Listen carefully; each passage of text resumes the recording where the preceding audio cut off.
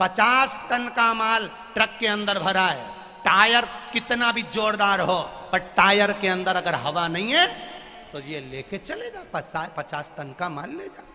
अब बस सब कुछ दिख रहा है, ट्रक जोरदार, ट्रक का मालिक जोरदार, ट्रक का ड्राइवर जोरदार, ट्रक का टायर जोरदार, पर किसी ने नहीं कहा साहब कि ट्रक के टायर में जो हवा है वो जोरदार है। उस हवा के बल पर ये 50 टन का ट्रक आगे बढ़ता चले जाता है। उसी तरह इस शरीर में सब कुछ जोरदार है, पर परमात्मा को धन्यवाद देना कि इसमें प्राण वायु, इसमें जो तूने श्वास दी है ये सबसे जोरदार है। अगर ये ही नहीं होती तो ये ट्रक कहां से आगे बढ़ जाता, 50 टन का माल भी लेकर नहीं जाता। ये सब एक बार ट्रक के पहिए की हवा निकली कि वो आधा किलोमीटर भी नहीं चलता। उसी तरह इसकी अगर हवा निकल जाए, किसकी?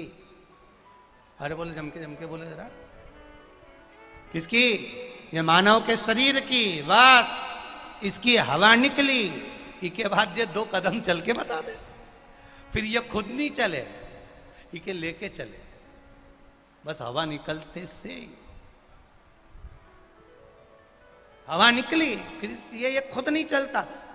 ट्रक के पहिए की हवा निकली, टायर कितना भी जोरदार हो, भले किसी भी कंपनी का हो। हमारे यहाँ का टायर 20,000 का, 50,000 का, 1 लाख का एक टायर गाड़ी का, पर हवा निकलने के बाद किस काम का वो टायर?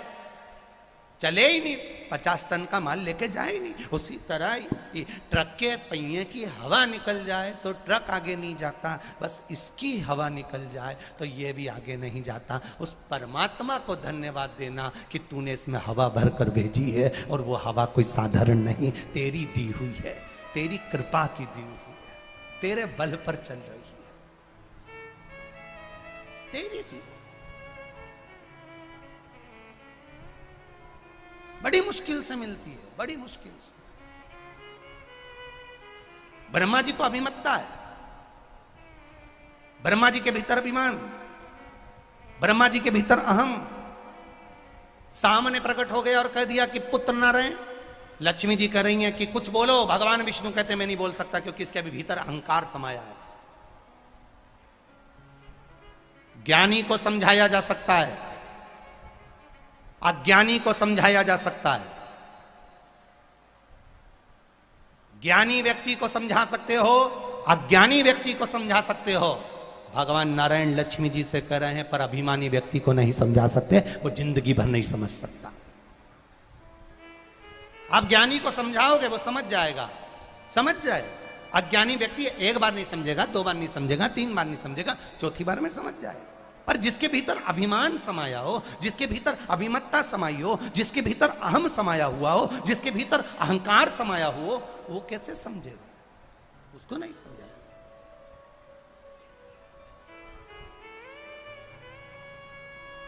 खाली न जाता कोई दर से तुम्हारे, खाली न जाता, आप ही बोलिए, दर से तुम्हारे मैं भी पड़ी हूँ नन्ही बाहें पसारे, मैं भी खड़ा हूँ नन्ही बाहें पसारे। अपने हृदय से लगा लो, लगा लो, गिरा जा रहा हूँ, उठा लो, प्रभु अपने दर से अब तो न टालो, गिरा जा रहा हूँ, उठा लो, अहम से दूर हो जाइए, अहंकार से। एक पत्र आया है, बड़ा सुंदर है, देखिए।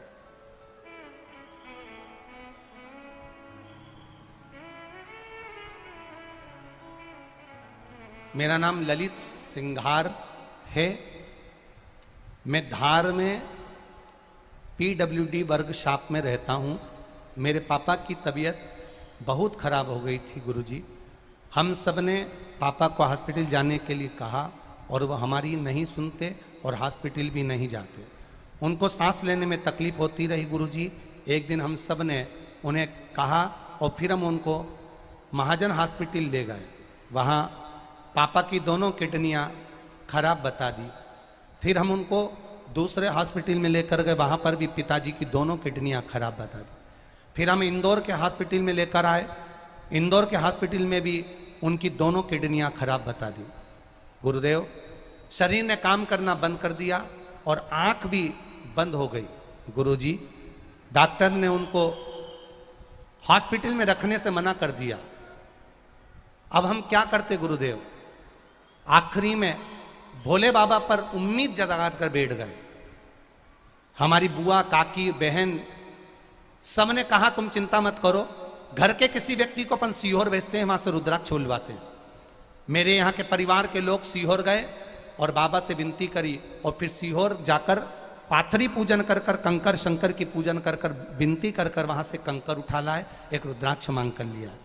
गुरुदेव, शिव जी का वो रुद्राक्ष गलाकर शिव जी को चढ़ाना और वो कंकर की पूजन भी हम घर में करने लगे।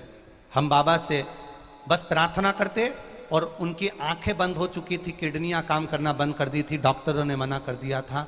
हमने उनके मुख में वो रुद्राक्ष का जल 2-2 बूंद देना चालू करा। 20 मिनट बाद उनके आंख खुल गई और बाबा की कृपा से डॉक्टरों ने कहा उनकी सारी रिपोर्ट नॉर्मल आ गई और वो ठीक हो गए। उनकी किडनियां भी काम करना पड़ा। उनका फोटो लगा रहे हैं हम, हमारे पिताजी का हम फोटो लगा रहे हैं, आप फोटो भी देख सकते। ये शिव तत्व है। यो घड़ी तेरी कृपा बिना न हिले एक भी अणु, लेते हैं श्वास तेरी कृपा से तनु तनु। आप उस पर भरोसा करेंगे, आप उस पर विश्वास करेंगे निष्कपट भाव से, अहंकार से मुक्त होकर, अभिमान से दूर होकर आप उसका भजन करिए, वो मिलेगा, वो प्राप्त होगा। और यदि अभिमान में तल्लीन होकर चलोगे, अहम में तल्लीन होकर चलोगे, वो नहीं मिलेगा। आप जाओ शिव जी के मंदिर और जितनी माताएं बैठी हैं, जितने भाई बैठे हैं, आप शंकर जी का गुणगान गाकर देखिए। एक पत्र में आया है, एक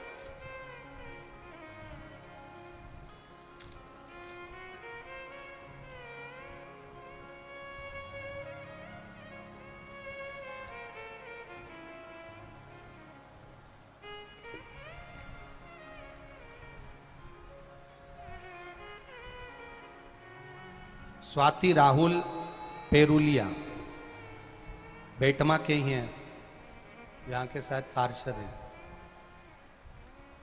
उन्होंने लिखा है, पहले पति ने, आप ही ने लिखा है पत्र, पहले पति ने चुनाव लड़ा, हार गए, जीते नहीं। गुरुदेव, आखिरी में एक उम्मीद जागकर मेरे पति ने मेरा नाम लिया और कहा कि तुम चुनाव लड़ो। मैंने चुनाव लड़ने के लिए पहले मना करा, फिर पति कहता है लड़ो। तो तुम शिव जी का इतना भजन करती हो, शंकर जी को इतना मानती हो, पशुपति व्रत को मुझे भी देखना है एक बार कि पशुपति व्रत में है क्या ऐसा। और उस पशुपति व्रत के बल पर गुरुदेव बाबा की कृपा से पूरे बेटमा क्षेत्र का सबसे जोरदार विजेता बाबा ने मुझे दिलाई। ये पशुपति व्रत का प्रमाण है। मैंने पशुपति व्रत किया और उस पशुपति व्रत का, बैठी बहन श्री शिवाय नमस्तुभ्यं, बहुत बहुत बधाई आपको। पशुपति व्रत की प्रमाणिकता क्या होती है लोग जान नहीं पाते। एक पत्र और है बड़ा सुंदर, देखिए। नितेश बनारसी, रामाधार बनारसी, ग्राम मलेंडी महू, जिला इंदौर। ये घर से 8/10/2022 को गुमशुदा हो गए थे। 8 तारीख 10वां महीना 2022 को ये गुमशुदा हो गए थे। इनके कोई घूमे तो मिल नहीं रहे थे। तब परिवार वालों ने शंकर भगवान का भजन किया, शिव से स्तुति करी श्री शिवाय नमस्तुभ्यम का जाप किया और शिव महापुराण की लगनता लगाई। बाबा के धाम जाकर प्रार्थना करना, कंकर शंकर को नमन करना और लाकर पूजन करना। 8-10-2022 को ये व्यक्ति घूमे और बाबा की कृपा से 10-1-2023 को बाबा की कृपा से शिव मंदिर में ही प्राप्त हो गए, बाबा की करुणा से वापिस मिल गए। ये शिव तत्व है। भगवान नारायण कुछ नहीं बोले। अब ब्रह्मा जी ने फिर भगवान विष्णु को 2 शब्द फिर कहे, वापिस फिर शब्द कहा। और भगवान ब्रह्मा जी भगवान नारायण से फिर कहते हैं, भगवान विष्णु से फिर कहते हैं, भगवान नारायण से फिर कह रहे हैं कि हे नारायण,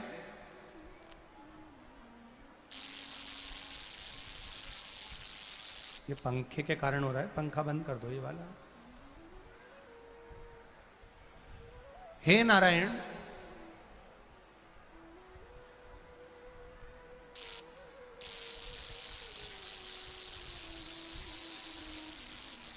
इस संपूर्ण ब्रह्मांड का रचना, इस संपूर्ण ब्रह्मांड की रचना का कार्य मेरा,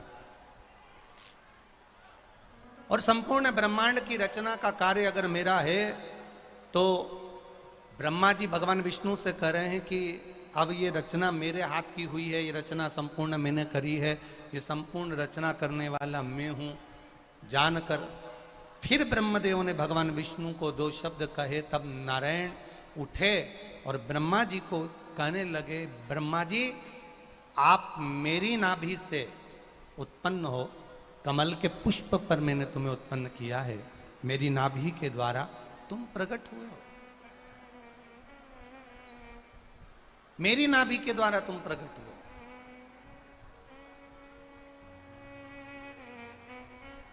और यदि तुम मेरी नाभि के द्वारा प्रकट हुए हो तो तुम मेरे पुत्र हो। भगवान ब्रह्मदेव ने फिर भगवान विष्णु से कहा, मैं ना तो किसी का पुत्र हूं और ना मैं किसी को अपना पिता मानता हूं। जानकर फिर क्रोध बढ़ता गया, बढ़ता गया, बढ़ता गया, क्योंकि ब्रह्मा जी का अभिमान बड़ा विचित्र अभिमान था। ब्रह्मा जी बढ़ता गया, बढ़ता गया, क्रोध बढ़ा, खूब बढ़ा, दोनों में विवाद हो गया। भगवान विष्णु ने भी तीक्ष्ण बाण चलाए ब्रह्मा जी के ऊपर। ब्रह्मा जी भी लड़ने को तैयार हो गए भगवान विष्णु से। तभी सारे देवता देखकर अचंभे में पड़ गए और सारे के सारे देवता पहुंच गए भगवान देवादिदेव महादेव के पास में, जहां पर भगवान शिव माता पार्वती के साथ में विराजमान हैं, जहां भोलेनाथ भगवान शंकर पार्वती के साथ में विराजे हुए। बस वहीं पर सारे देवताओं ने जाकर स्तुति कर दी, गौरी शंकर, गौरी शंकर, गौरी शंकर, गौरी शंकर। आवाज लगाना प्रारंभ करा, हर हर, जो आवाज लगाया हर हर महादेव, गौरी शंकर, हर हर महादेव। फिर बार बार जब फिर पुकारा, गौरी शंकर, गौरी शंकर, गौरी शंकर, गौरी शंकर, हर हर महादेव। जैसे ही पुकारा, देवादिदेव महादेव सामने आकर खड़े हुए। देवताओं, क्या बात है, हुआ क्या आखिर, क्या हुआ क्या है आखिर? कहा, प्रभु भगवान नारायण और ब्रह्मा जी का युद्ध हो रहा है। किस बात के लिए हो रहा है? ब्रह्मा जी अहंकार के शब्द बोल रहे हैं। ब्रह्मा जी अहंकार के शब्द बोल रहे हैं। क्या अहंकार के शब्द हैं ब्रह्मा जी? ब्रह्मा जी अहंकार के शब्द ये बोल रहे हैं कि नारायण भगवान को पुत्र कहकर बोल दिया। अच्छा, फिर नारायण भगवान कुछ बोले? नहीं बोले। वो भगवान नारायण ने इतना ही कहा कि ब्रह्मदेव तुम मेरी नाभि से प्रगटे हो, तुम मेरे पुत्र हो और तुम मुझे पुत्र कह रहे हो, ये तो ठीक नहीं है। दोनों में युद्ध चल रहा है, ठीक है। तुमने क्या करा? देवताओं ने आकर कहा कि हमने ब्रह्मा जी से जाकर कहा कि आप युद्ध को समाप्त करिए, अहंकार को समाप्त करिए, पर वो मानने को तैयार नहीं हुए, क्योंकि ब्रह्मा जी कहते हैं कि मेरा कोई नहीं है, मैं खुद हूं और खुद ईश्वर के रूप में, मेरा ही स्वरूप सर्वस्व है। ठीक है, भगवान ब्रह्मा और विष्णु के पिता का जानने का अंश जब प्रारंभ हुआ, तब देवादिदेव महादेव वहां पर एक अग्नि के खंभ के रूप में प्रकट हो गए। शिवरात्रि का दिन, जिस दिन मेरा देवादिदेव महादेव प्रकटा, एक लिंग के रूप में, एक शिवलिंग के रूप में मेरा देवादिदेव महादेव प्रकट हो गए। एक लिंगायत स्वरूप में मेरा महादेव प्रकट हो गया। शिवजी ने ब्रह्मा और विष्णु से कहा युद्ध समाप्त करिए। ब्रह्मा जी ने पूछा आप कौन? भगवान देवादिदेव महादेव कहते हैं मैं जगत का कर्ता धर्ता, जगत का पालन करने वाला, जगत का पालन करते करते संहार करने वाला भी मैं, संसार मात्र का पेट भरने वाला मैं। ब्रह्मा जी को हंसी आ गई, हंसे तो ब्रह्मा जी ने भगवान विष्णु से कहा जरा पता करो, मैं ऊपर जाता हूं, तुम नीचे जाकर इनका चरण देख कर आओ, मैं शीश देख कर आता हूं, आखिर ये है कौन जो कह रहा है कि संपूर्ण ब्रह्मांड का कर्ता धर्ता में। पता करने के लिए भगवान ब्रह्मा जी ऊपर गए, भगवान विष्णु नीचे गए। जाते जाते जाते जाते गौ माता को लिया है, केतकी के फूल को लिया है, गौ माता को और केतकी के फूल को लेकर आकर उन्होंने सामने खड़ा कर दिया। तो केतकी के फूल को भगवान शंकर ने श्राप दे दिया कि तू सब पर चढ़ेगा, पर देवादिदेव महादेव पर कभी नहीं चढ़ेगा।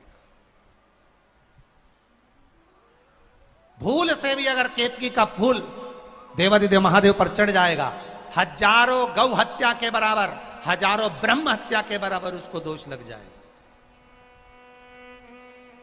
गौ माता एक रोटी के चक्कर में तू झूठ बोलिए, तेरे को भी श्राप देता हूं गौ माता, तेरे को भी श्राप है, तेरा पूरा शरीर पूजा जाएगा पर तेरा मुख अपूज्य माना जाए, तो झूठ बोलिए। कितना शिव महापुराण का ये अहंकार को समाप्त करने वाला संवाद जो विद्येश्वर संहिता में शिव महापुराण के 6ठे अध्याय में जो वर्णन किया, ये कोई साधारण नहीं है। कितना विचित्र संवाद है ये।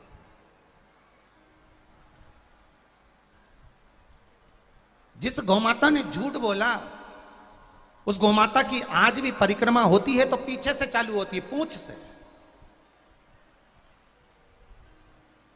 गौमाता की परिक्रमा आगे से होती ही नहीं। शिव महापुराण की कथा कहती है शंकर भगवान को सत्यम, शिवम और तीसरा सुंदरम। शंकर भगवान को अगर कुछ प्रिय है, देवादिदेव महादेव को अगर कुछ प्रिय है, तो मेरे महादेव को सत्य प्रिय है। इसलिए किसी मुर्दे को भी लेकर जाते हैं तो चिल्लाते चिल्लाते लेकर जाते हैं, राम नाम सत्य। और वो भी बोलने वाले थोड़े बहुत ही होते हैं जो अर्थी के आसपास में चलते हैं, बाकी के सब तो पीछे चलने वाले मोबाइल पे बात करता जाए, कहीं गुटखा भरा मुंह में, कहीं कंधे पे हाथ रखा, चलते जा रहा है। बस वो जो अर्थी के आसपास में ना 10, 15, 20, 25, बस वो ही चिल्लाते हैं। क्या चिल्लाते हैं? बोलो बोलो जम के जरा, राम नाम सत्य। बाकी के सब तो फोन पे बात करते करते जाते हैं। ऐसा लगता है कि ये ऊपर बात कर रहे हैं कि हम यहां से भेज रहे हैं, 5 नंबर का रूम दे देना, ऐसा लगता है। कमरे में पानी की बोतल धर देना, कूलर चालू कर देना, हम इनको भेज रहे हैं। कितना सनातन हिंदू धर्म के अंतर्गत, सनातन धर्म के अंतर्गत एक बात हमेशा याद रखना, मरे हुए व्यक्ति के साथ में शमशान तक अगर आप जा रहे हो, जितने लोग शमशान तक जा रहे हैं, एक बात का स्मरण करना, आपने जिंदगी में आप हर किसी के अंतिम संस्कार में नहीं जाते। जाते हो क्या? जिसको नहीं पहचानते उसकी भी अंतिम संस्कार में चले जाते हो क्या? कोई नहीं जाता। जिसको पहचानते हो आप उसके अंतिम संस्कार में जाते हो। शिव महापुराण की कथा कहती है, जो मर गया, जिसके अंतिम संस्कार में तुम जा रहे हो, कभी जिंदगी में इसके घर का पानी पिया होगा, कभी जिंदगी में इसके घर की चाय पी होगी, कभी जिंदगी में इसके घर का अन्न खाया होगा, कभी इसके यहाँ शादी में जाकर प्रसाद पाया होगा, कभी जिंदगी में इसका स्पर्श किया होगा, कभी जिंदगी में गले लगे होंगे, कभी जिंदगी में हाथ मिलाया होगा, कभी जिंदगी में इसकी दुकान पर जाकर बैठे होगे, कभी जिंदगी में इसके गली के सामने से निकले होगे, कभी जिंदगी में इसके परिवार के किसी व्यक्ति से तुम मिले होगे, कभी जिंदगी में इसके 7 पीढ़ी के किसी व्यक्ति से मिले होगे। उस 7 पीढ़ी के जीवन में अगर तुमने भूल से भी इसकी जिंदगी में निंदा कर दी होगी, अपशब्द कह दिया होगा, गाली दे दी होगी, ताना दे दिया होगा, तो शिव महापुराण की कथा कहती है, मरने वाले व्यक्ति के साथ में जाते जाते जब राम नाम सत्य कहते कहते जाते हैं, तो हमने जिंदगी में अगर इसको कभी अपशब्द कहा हो, ताना दिया हो, या कोई गलती हमारी हो गई हो, तो वो गलती परमात्मा उसी क्षण माफ कर देता है जिस समय तुम उसको लेकर राम नाम सत्य कहते हुए जाते। पर कौन समझाए आज के व्यक्ति को, कौन समझाए आज के लड़के हो उनको, कौन समझाए आज के मनुष्य को। आगे आगे वाले बोल रहे हैं राम नाम सत्य है, पीछे वाले आराम से फोन पे बात करते हुए जा रहे हैं, आराम से गुटखा थूकते हुए जा रहे हैं, आराम से तंबाकू खाते हुए जा रहे हैं, ठिठोली करते जा रहे हैं, बात करते हुए जा रहे हैं, कंधे पर हाथ रखते हुए जा रहे हैं। नाना भाई, जितनी देर तक शमशान ना आए और जितनी दूर तुम चलकर जा रहे हो, उतनी देर तक तुम्हारे मुख से केवल राम का गुणगान होना चाहिए, क्योंकि जो व्यक्ति जा रहा है उसका कर्जा आज की आज चुका दो तो बाद में चुकाना नहीं पड़ेगा, फिर जन्म लेना नहीं पड़ेगा। किसी का एक गिलास पानी भी अगर तुमने पिया है और उसके अंतिम संस्कार में भी गए हो, तो राम नाम सत्य कहने से वो कर्जा चुक जाता है, राम के नाम का स्मरण करने से वो कर्जा चुक जाता है। क्यों देकर आते हो वो 5 लकड़ी, क्यों देकर आते हो वो 5 लकड़ी?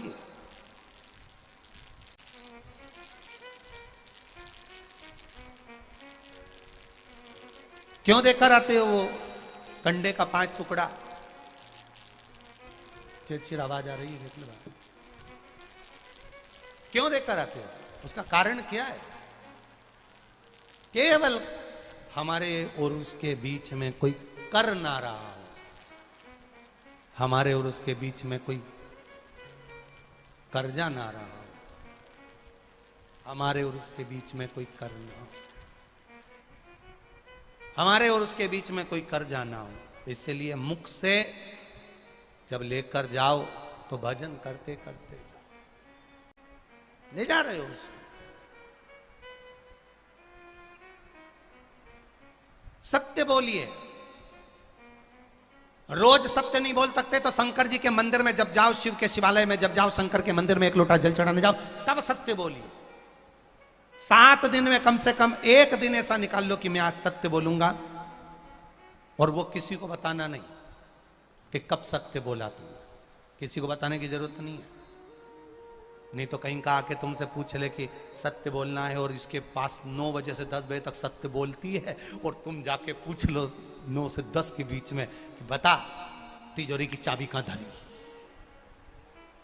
और बेचारी वो केसीओर वाला महाराज बोला था सत्य बोलना है, और मेरा छोरा आके पूछ रहा चाबी कहां धरी, अब कैसे बोलूं चाबी कहां धरी? तो बताना भी नहीं तुम्हें किसी को कि तुम सत्य कब बोलते हो, कितनी बजे बोलते हो। तुम तो अपने मन में ठान लो कि आज मैं 15 मिनट सत्य बोलूंगी, 15 मिनट सत्य बोलूंगी, और 15 मिनट बस तुम उस सत्य के लिए फिर लगे रहो, फिर झूठ नहीं। कितना झूठा जमाना आ गया, कितना झूठा आज का जमाना, कितना झूठा हो गया। कथा में बैठे और कहते हो दुकान पर, दुकान पे बैठे हो तो क्या कथा में बैठे थे, बेटमा में कह दिया इंदौर में, इंदौर में बैठे तो कह देपालपुर, देपालपुर गए तो कह बेटमा। कितना झूठ अपार। इसीलिए फिर निवेदन है, राम नाम बोलो, बोलो अच्छे से बोलो, जरा अच्छे से, राम नाम सत्य बोल लो, अच्छे से बोल लेना चाहिए। अपन मरेंगे तब दूसरे बोलेंगे, अपन तो बोल ही नहीं पाएंगे। मौका है, राम नाम, इसके सिवाय कोई सार तत्व है भी नहीं। ये मिला है जीवन, इसको निभाना है।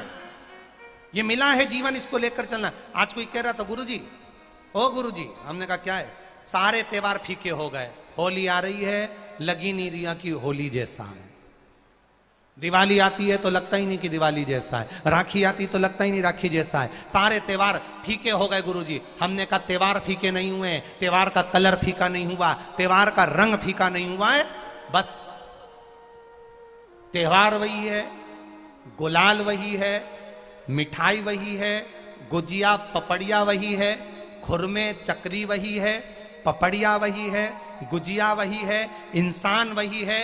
बस बाजार में से जो रौनक समाप्त नहीं हुई है, रौनक आपके भीतर की समाप्त हो गई। आपके भीतर इतनी ईर्ष्या भराती गई, इतनी ईर्ष्या भराती गई, इतनी ईर्ष्या भराती गई कि वो ईर्ष्या के कारण, उस अहंकार के कारण, उस अहम के कारण तुम एक दूसरे से मिलना पसंद नहीं कर पाते। पहले के लोग कहते थे हमारे यहाँ जब होली होती थी इतने लोग आते थे, मिलने जाते थे, गुलाल लेकर जाते थे। आजकल तो कोई दिखता नहीं है। कारण केवल इतना सा है, तुम्हारा अहंकार, तुम्हारा ईगो, तुम्हारा अभिमान तुम्हें अपने घर से बाहर नहीं निकालता। तुम घर से बाहर नहीं निकलते अपने अहंकार के कारण, अपनी काया के कारण, अपनी अभिमतता के कारण। आप दूसरे से मिलना पसंद नहीं करते। जरा सा कोई ने कलर लगाया तुम्हें क्रोध आ गया, जरा सा किसी ने गुलाल लगाया तुम्हें गुस्सा आ गया, जरा सा कोई आया भाभी जी भैया जी करके गुलाल लगा गया, तुम न न न न न न न न न न,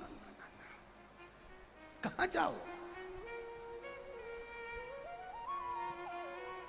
इतने वीआईपी हो गए, इतने वीआईपी हो गए, इतने वीआईपी हो गए कि अपने त्योहारों से भी दूर हो गए। मेरा निवेदन है, होली का त्योहार आ रहा है, उस फागुन के त्योहार में मेरा देवाधिदेव महादेव माता पार्वती के साथ होली खेलता है, मेरा कृष्ण कन्हैया राधा रानी के साथ होली खेलता है। आप भी अपने इष्ट मित्रों के साथ होली खेलिए और दिल से खेलिए, दिल से खेलिए, हृदय से खेलिए, भाव से खेलिए, दिल से त्योहार मनाइए। हमारे सीहोर में, सीहोर जिले में एक होली होती थी। उस होली का नाम हमने पिछली बार बदल दिया था। कौन सी होली कर दी थी? महादेव की होली। पिछली बार हमारे सीहोर जिले में हमेशा होती आई थी वो होली, थोड़ा उसका नाम हमने चेंज कर दिया था, तो उसको महादेव की होली कर दिया था। मेरे सीहोर जिले के रहने वाले सभी रहवासियों से, जिले भर के निवासियों से निवेदन करना चाहूंगा, वो पुरानी होली को बंद कर महादेव की होली नाम दिया गया है। शिव मंदिर में जाना है, चंदन का जल शिव जी को 1 लोटा चढ़ाना। एक बात अपनी जिंदगी में उतार कर रखो, शंकर भगवान को घी का दिया भी लगाओ तो तुम्हारे घर में जो असली घी हो, थोड़ा सा भले 1 पत्ती लगाओ, भले इतनी सी बत्ती जलाओ, पर असली घी की जलाओ। शिव जी को अगर चंदन भी लगा रहे हो तो असली लगाओ। शंकर भगवान को चावल भी चढ़ा रहे हो तो असली चढ़ाओ। शंकर भगवान को अगर अष्टगंध भी चढ़ा रहे हो तो असली चढ़ाओ। केमिकल का कोई चीज मेरे महादेव को मत चढ़ाओ जिससे भगवान शिव की मूर्ति नष्ट हो। ऐसी कोई चीज मेरे महादेव को ना चढ़ाओ। अगर शंकर भगवान के साथ आप होली खेल रहे हो तो चंदन का पानी शंकर भगवान को चढ़ाइए, अष्टगंध का जल भगवान शिव को चढ़ाइए।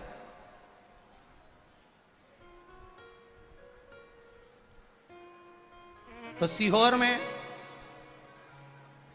5 दिन की जो होली होती है सीहोर जिले के अंतर्गत, वो पुराने समय की बड़ी प्राचीन होली है, उसका नाम दूसरा था।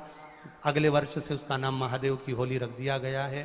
तो 9 तारीख को, 8 तारीख को तो जो धुरंडी होती है उसके अनुसार ही होली रहेगी, पर 9 तारीख को सीहोर में महादेव की होली मनाई जाएगी, जिसमें सभी लोग अपने अपने शिवालय में जाकर 1 लोटा चंदन का जल शिव मंदिर में समर्पित करेंगे।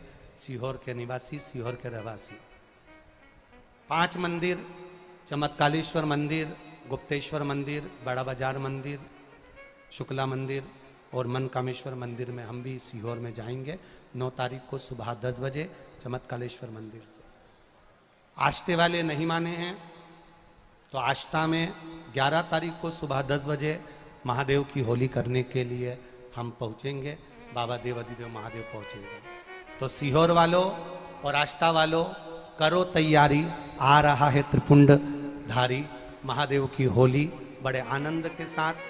मेरा निवेदन सीहोर के आसपास के रहवासियों से, आष्टा के आसपास के रहवासियों से कि सीहोर जिनको महादेव की होली का आनंद लेना है वो सीहोर के आसपास के लोग 9 तारीख को सुबह 10 बजे महादेव की होली का दर्शन करने आ सकते हैं। और जो आष्टा के आसपास के हैं वो आष्टा में पहुंच सकते हैं 11 तारीख को सुबह 10 बजे। भगवान शिव की भक्ति अपने अपने शिवालय में जाकर, मेरे सीहोर नगर के सारे निवासियों से कहना, सीहोर जिले के वासियों से कहना, हमारा आना मूल नहीं है। ये तो 5 मंदिर जाते हैं, एक नियम है, नहीं तो उसका कोई शोभा यात्रा या जुलूस का क्रम नहीं। 5 मंदिर में जाकर शंकर भगवान को चंदन का जल चढ़ाना, ये मूल है। महादेव से होली खेलना। आप भी भगवान शंकर के मंदिर जाइए और महादेव को एक लोटा चंदन का जल अवश्य चढ़ाइए। जो सीहोर जिले के निवासी हैं उनसे कहना है। बाकी क्या आप लोग तो होली बाबा के साथ मनाते ही हैं, जैसा मनाते हैं वैसा ही क्रम आप लोग रखें। हर हर महादेव। शिव कथा कह रही है, गौ माता ने केवल झूठ बोला और झूठ बोलने के कारणवश गौ माता के आगे से परिक्रमा ना होकर पीछे से चालू, पीछे से परिक्रमा चालू। और जो पीछे से परिक्रमा चालू हुई, भगवान देवाधिदेव महादेव ने दर्शा दिया कि ये श्रेष्ठता नहीं है, तुम झूठ बोली हो और झूठ बोलने का फल तुम्हें मिला। इसलिए महादेव ने गौ माता को श्राप दिया, केतकी के पुष्प को श्राप दिया। ब्रह्मा जी झूठ बोलने से वाकिफ ना करे, ब्रह्मा जी ना रुक पाए, तो भगवान शंकर ने अपने तुरंत पांव के अंगूठे से नख तोड़कर फेंका। फेंकते से काल भैरव को प्रकट करा। काल भैरव ने अपनी चीटी उंगली का नख फेंककर ब्रह्मा जी का शीश काट दिया। शीश लुढ़कता लुढ़कता लुढ़कता लुढ़कता लुढ़कता लुढ़कता गया और ब्रह्मा जी के रक्त से एक नदी प्रकट हो गई, जिसका नाम कर्मनाशा नदी पड़ गया। कर्मनाशा जो आज भी उत्तर प्रदेश में बहती है, उस नदी में कोई पुण्यवान ने जिंदगी में कोई यज्ञ अनुष्ठान व्रत पूजन जो भी करा होता है, उसका छींटा भी अगर शरीर पर लग जाए तो उसके जीवन का सारा पुण्य समाप्त हो जाता है। ऐसी कर्मनाशा नदी। एक बात बहुत ध्यान लगाकर सुनिएगा, एक बेलपत्री और उस बेलपत्री में एक चंदन की बिंदी और एक अक्षत का दाना मात्र रखकर भी अगर शिवालय पर चढ़ा दी जाती है, एक बेलपत्री, एक चंदन का बिंदी और चंदन, फिर निवेदन करेंगे आज के जमाने में तुम लोग सब घिसा घिसाया पड़ा पड़ाया डब्बी का सामान ले लेकर, वो नहीं, चंदन की मुठिया रखो, थोड़ा सा भी घिसो, जरा सा भी घिसो, उसकी एक बिंदी और एक चावल का दाना जब हम भगवान देवाधिदेव महादेव को समर्पित करते हैं, अपनी कामना कर कर समर्पित करते हैं, तो निश्चितता है कि आपने व्रत करा ना करा, आपने उद्यापन करा ना करा, आपने अनुष्ठान करा ना करा, शिव महापुराण की कथा कहती है शंकर भगवान उसका फल शीघ्र प्रदान कर देते हैं। भले आपने कुछ करा ना करा, उसका फल तुम्हें मिल जाता। एक पत्र आया है, देखिए।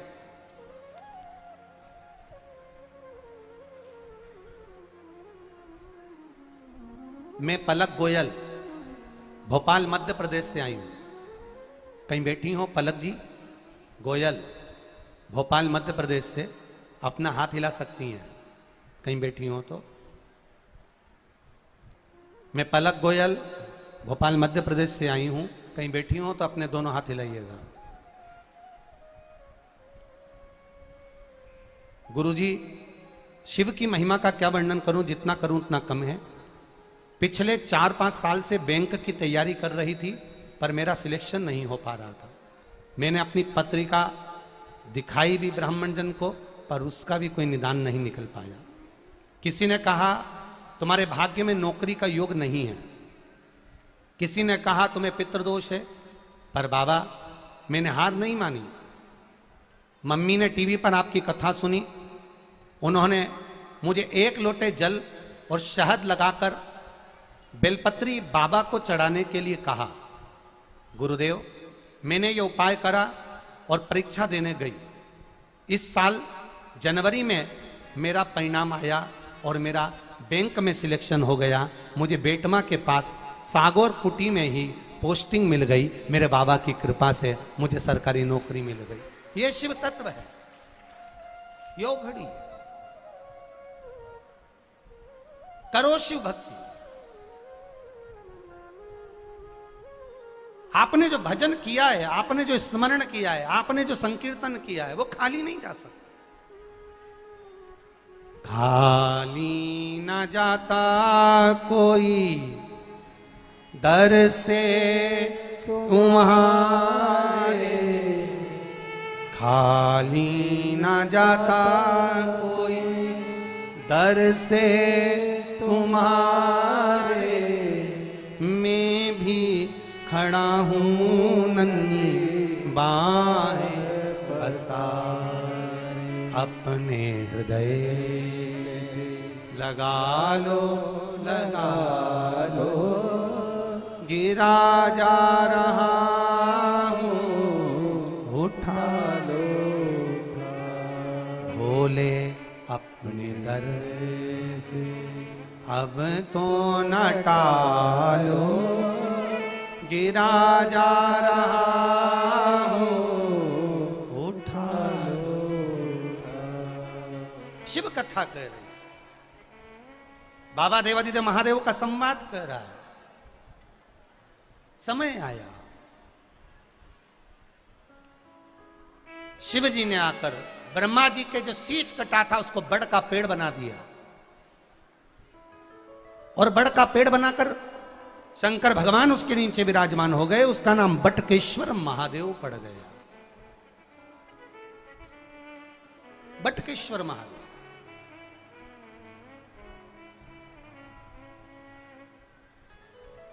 बोल बटकेश्वर महादेव की जय। एक बटकेश्वर महादेव। बड़ के पेड़ के नीचे जो शिवलिंग होता है वो बटकेश्वर महादेव कहलाता है। पीपल के वृक्ष के नीचे जो शिवलिंग होता है वो पीपलेश्वर महादेव कहलाता है।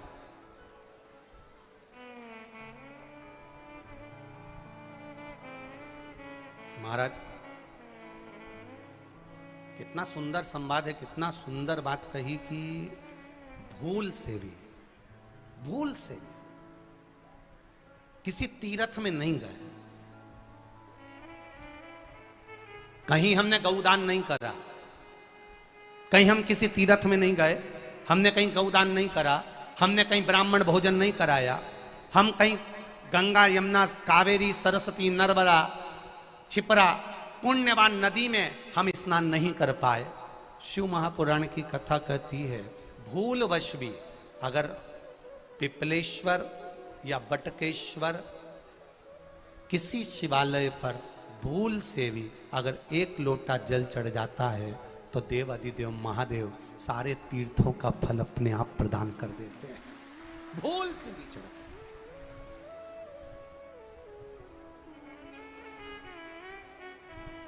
एकांतेश्वर महादेव जो कि एकांत में बैठा हुआ है, एकांतेश्वर महादेव अकेला बैठा है अलमस्त होकर। आप जा रहे हो गाड़ी लेकर, आप 4 व्हीलर गाड़ी में जा रहे हो, ट्रैक्टर में जा रहे हो, ट्राली में बैठकर जा रहे हो, क्रूजर में बैठकर जा रहे हो, 2 व्हीलर गाड़ी में बैठकर जा रहे हो, और एकांतेश्वर महादेव का मंदिर दिख गया। कोई एकांत में, भले उसका नाम नहीं मालूम तुमको कि कौन सा महादेव, पर अकेला बैठा है जंगल में, वृक्ष की छांव में, एक ओटले पर, कोई दीवार नहीं, कोई जाली नहीं, कोई गेट नहीं, कुछ भी नहीं। ये शंकर जी के मंदिर में तो ये कपाट अब लगने लगे, दरवाजे अब लगने लगे। पहले के समय में शंकर जी के मंदिर में दरवाजा नहीं होता था। क्यों? क्योंकि पिता का दरवाजा, पिता का द्वार और माता का द्वार, एक माँ के मंदिर में भी दरवाजा नहीं होता, एक पिता के मंदिर में भी दरवाजा नहीं होता। माता पिता रात भर नहीं सोते, वो अपने बच्चे की सुरक्षा के लिए खड़े रहते हैं। तो शिव के मंदिर में पहले दरवाजा नहीं होता था, कपाट नहीं होता था। शिव जी के हृदय में कपट नहीं है और मंदिर में कपाट नहीं, ये निश्चित। ओटले पर बैठा है मेरा देवदेव, एकांत में बैठा है, अकेला।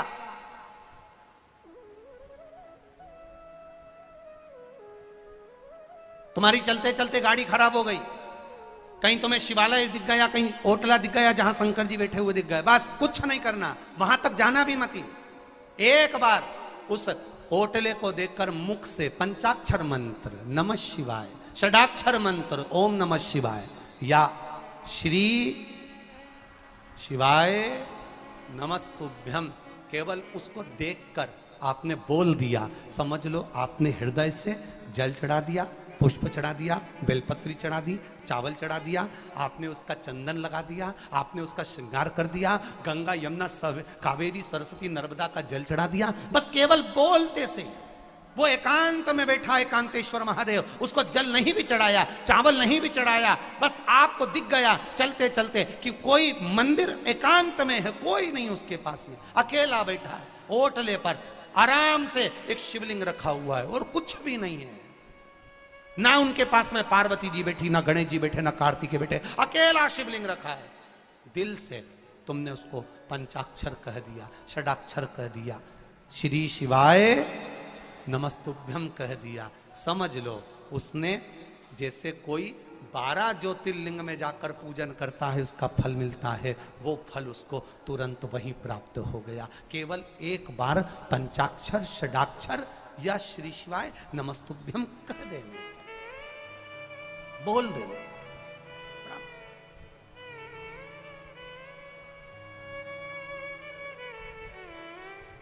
बस उसके मंत्र का स्मरण, बस उसका जाप, उसका स्मरण, उसकी भक्ति, उसका भजन, उसका कीर्तन हमें फल देगी।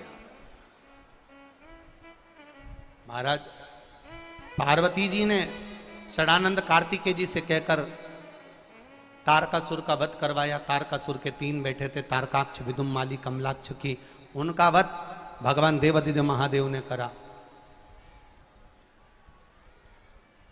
पशुपति नाथ शिव जी का नाम पड़ गया,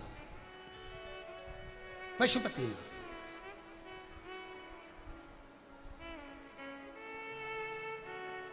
नाम पड़ गया पशुपतिनाथ। और पशुपतिनाथ जब नाम पड़ा, पशुपति व्रत का वर्णन शिव महापुराण में पाशुपत्य अस्त्र का और पाशुपत्य व्रत का विधान वर्णन हमारे यहाँ शिव महापुराण कथा करती है। कितने सोमवार का व्रत होता है? जम के बोलो जरा। 5 सोमवार। कितने दिए लगते हैं? 6। प्रसाद का एक हिस्सा अपन बनाकर एक साथ प्रसाद लेकर जाते हैं। पूजा की थाली सुबेरे आराम से तैयार कर कर, अभिषेक का सामान तैयार करके सुबह जाके शिव जी का पूजन अभिषेक करो। उसी थाली को लेकर वापस आ जाओ। जैसी रखी है वैसी रखे रहने दो। थोड़ा सा जल आदि भले उसमें जरूरत पड़े तो रखो, नहीं तो जो चंदन अबीर गुलाल सुबह था वही थाली में रखे रहने दो, वैसा कि वैसा। शाम को 6 दिए रखो। तुम्हारी मर्जी पड़े आटे के रख लो, तुम्हारी मर्जी पड़े मट्टी के रख लो, तुम्हारी मर्जी पड़े जिसके दिए रखो। 6 ही दिए घी के रखो, बड़े आनंद से। गोल बत्ती के रखो। प्रयास करना कि गोल बत्ती का दिया रखा है। कभी भूल से लंबी बत्ती का भी हो जाए तो टेंशन नहीं लेना, बाबा को जो समर्पित हो। 6 दिए लेकर जाओ, प्रसाद लेकर जाओ मीठे का। भगवान के मंदिर में जाकर 6 ही दिए जमीन पर रख दो। शिव जी का शाम के समय आपको शाम को जल नहीं चढ़ाना, पंचामृत नहीं चढ़ाना, केवल जल का छींटा देकर, पंचामृत छींटा देकर पूजन कर लीजिए। जो अबीर चंदन है वो बाबा को लगा लो। बेलपत्र आदि जो भी है वो समर्पित करो। बाबा से विनती कर कर प्रसाद के 3 हिस्से कर दो। 5 दिए प्रज्वलित कर दो। प्रसाद के जब 3 हिस्से हो जाएं तब 3 हिस्से करने के बाद दिए को प्रज्वलित कर दो। 5 दिए प्रज्वलित करो, पूजन करो। 2 हिस्से मंदिर में छोड़कर प्रसाद का 1 हिस्सा जब थाली में रख लो, तब 6ठे नंबर का दिया जो तुमने जलाया नहीं है, प्रज्वलित नहीं करा, उस दिए को थाली के अंदर रख लो। बाबा को विनती करो, आज मेरा पहला पशुपति व्रत है बाबा, स्वीकार करना। सबकी झोली भरी, मेरी भी भरना बाबा। दिल से प्रार्थना करना, बाबा से विनती कर कर दिया लेकर प्रसाद का एक हिस्सा लेकर अपने घर आइए। घर में प्रवेश करते समय अपना सीधा हाथ, अपना राइट हैंड सीधा हाथ, अंदर जाते समय जहां पड़ता हो वहीं बैठ जाओ। दरवाजे के बाहर सीधे हाथ की ओर दिया लगा दो और दिया लगाकर शंकर भगवान से जो मंदिर में कहकर आए हो अपने दिल की बात, वो यहां पर दिया जलाते समय कह दो। अंदर प्रवेश करो। भोजन करने से पहले जो प्रसाद लेकर आए हो एक हिस्सा पहले वो खाइए, फिर भोजन करिए।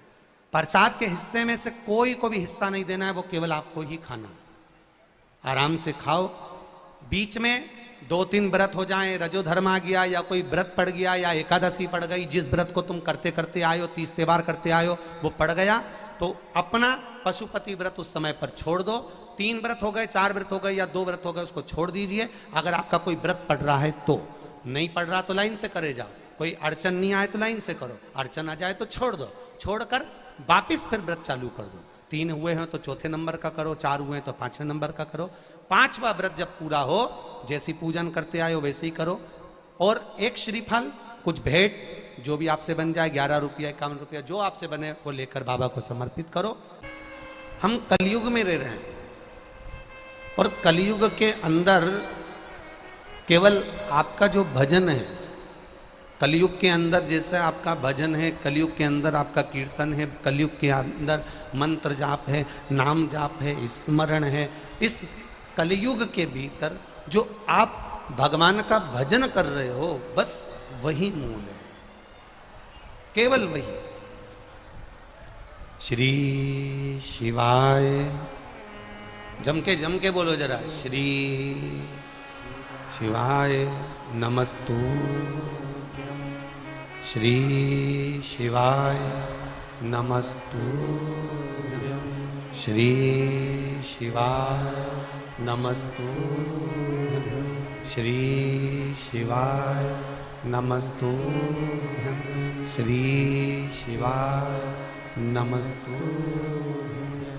जो मंत्र जाप, हम जितनी देर बैठे उतनी देर कथा के पंडाल में आए हो, पेट्रोल डीजल खर्च करके आए हो, 150 रुपये खर्च कर कर आए हो, अपना समय निकाल कर आए हो, तो व्यर्थ की बात में पड़ोसन कुछ बोल रही है उसमें अपना मन ना लगाएं, कोई खड़े होकर बात कर रहा है उसमें अपना मन ना लगाएं, कोई पड़ोसी क्या बोल रहा है उसमें अपना मन ना लगाएं।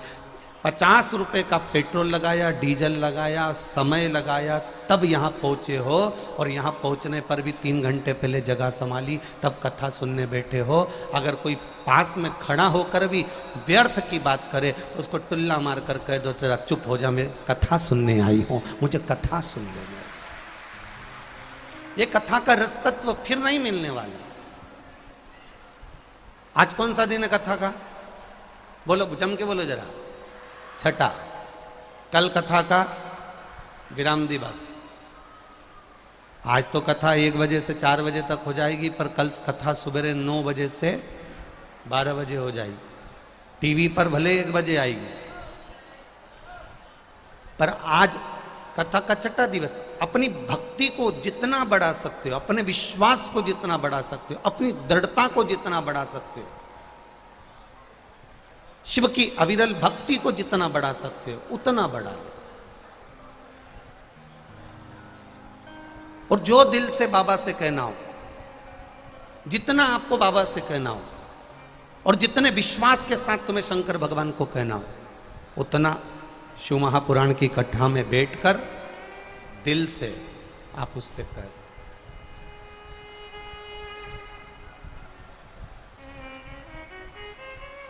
क्यों जाते हैं कथा में? क्यों जाते हैं सत्संग में? क्या जरूरत पड़ती है हमें शिव महापुराण की कथा में जाने के लिए? क्यों जाना हमें शंकर भगवान की कथा में? क्यों पहुंचना हमें भगवान के मंदिर में? किस लिए जाना हमें शिव महापुराण की कथा में? शिव महापुराण की कथा कहती है 3.5 करोड़ रोम छिद्र ये मनुष्य के शरीर में मिले हैं। 21,600 श्वास ये मानव के शरीर से प्रतिदिन निकलती है। 3.5 करोड़ रोम छिद्र मिले हैं ये 3.5 करोड़ रोम छिद्र केवल साबुन से साफ नहीं होते हैं, कोई सर्फ से या कोई शैम्पू से साफ नहीं होते हैं। ये 3.5 करोड़ रोम छिद्र भगवान ने दिया कि एक दिन में तेरे मुख से 3.5 करोड़ बार भगवान का नाम निकलना चाहिए। और यह सिद्ध हुआ। एक बार सत्यभामा जी को द्रौपदी पर बड़ा क्रोध आ गया। सत्यभामा जी को द्रौपदी पर बड़ा क्रोध आया और सत्यभामा जी ने रुक्मणी जी से कहा, जी एक बात बता कि ये द्रौपदी कैसी है, जरा सी देर में भगवान को बुला लेती है, जरा सी देर में भगवान को आवाज लगा देती है, जरा सी देर में भगवान को पुकार लेती है और भगवान दौड़कर द्रौपदी के यहां चले जाते हैं। हमारा द्वारका का नाथ हमारे द्वारका में कम रहता और द्रौपदी के पास ज्यादा रहता।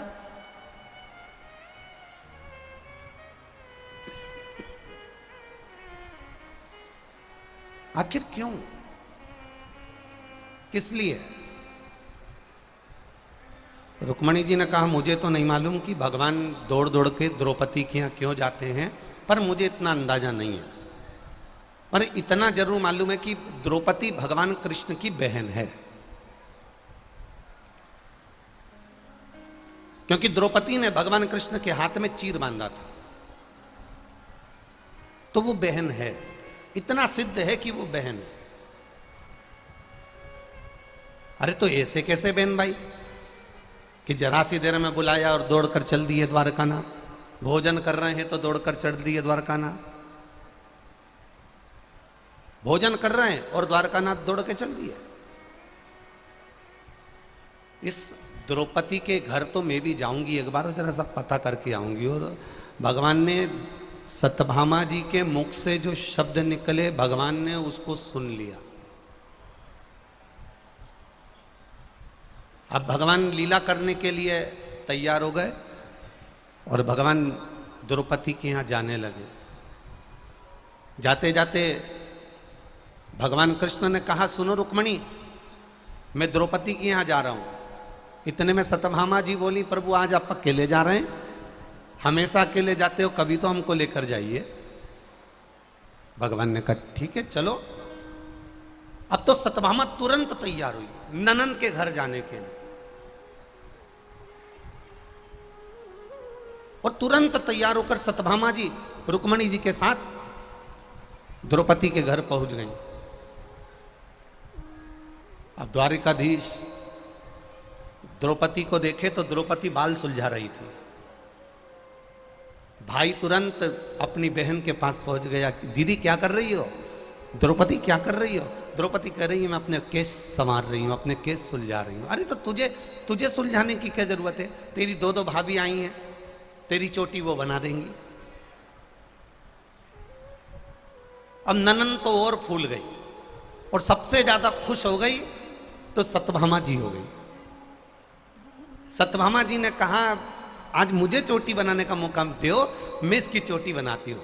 अब भगवान को तो ये थोड़ी ना मालूम था कि ये तो बदला लेने आई। अब जो द्रौपदी बैठी, सत्यभामा जी ने हाथ में थोड़ा सा तेल अधिक लिया और लेकर जो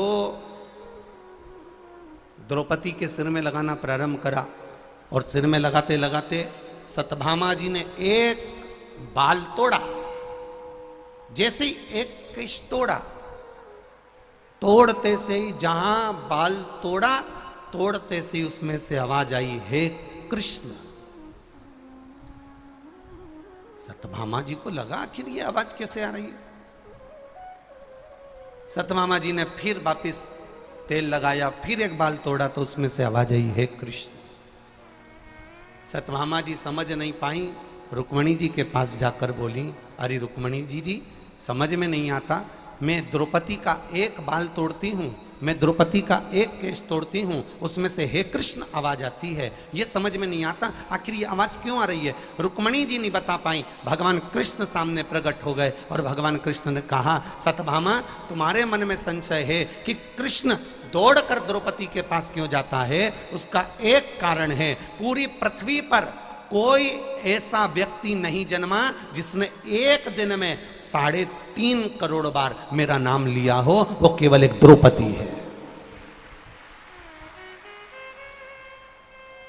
वो केवल एक द्रौपदी जो 3.5 करोड़ बार मेरा नाम लेती है, एक दिन में 3.5 करोड़ बार नाम लेती है। इसलिए उसकी रोमावली में एक एक रोम रोम में कृष्ण समाया है, और जिसके रोम रोम में कृष्ण समाया है उसी के पास दौड़कर कृष्ण हर पलाया है। ये निश्चित है, उसी के पास दौड़कर आया।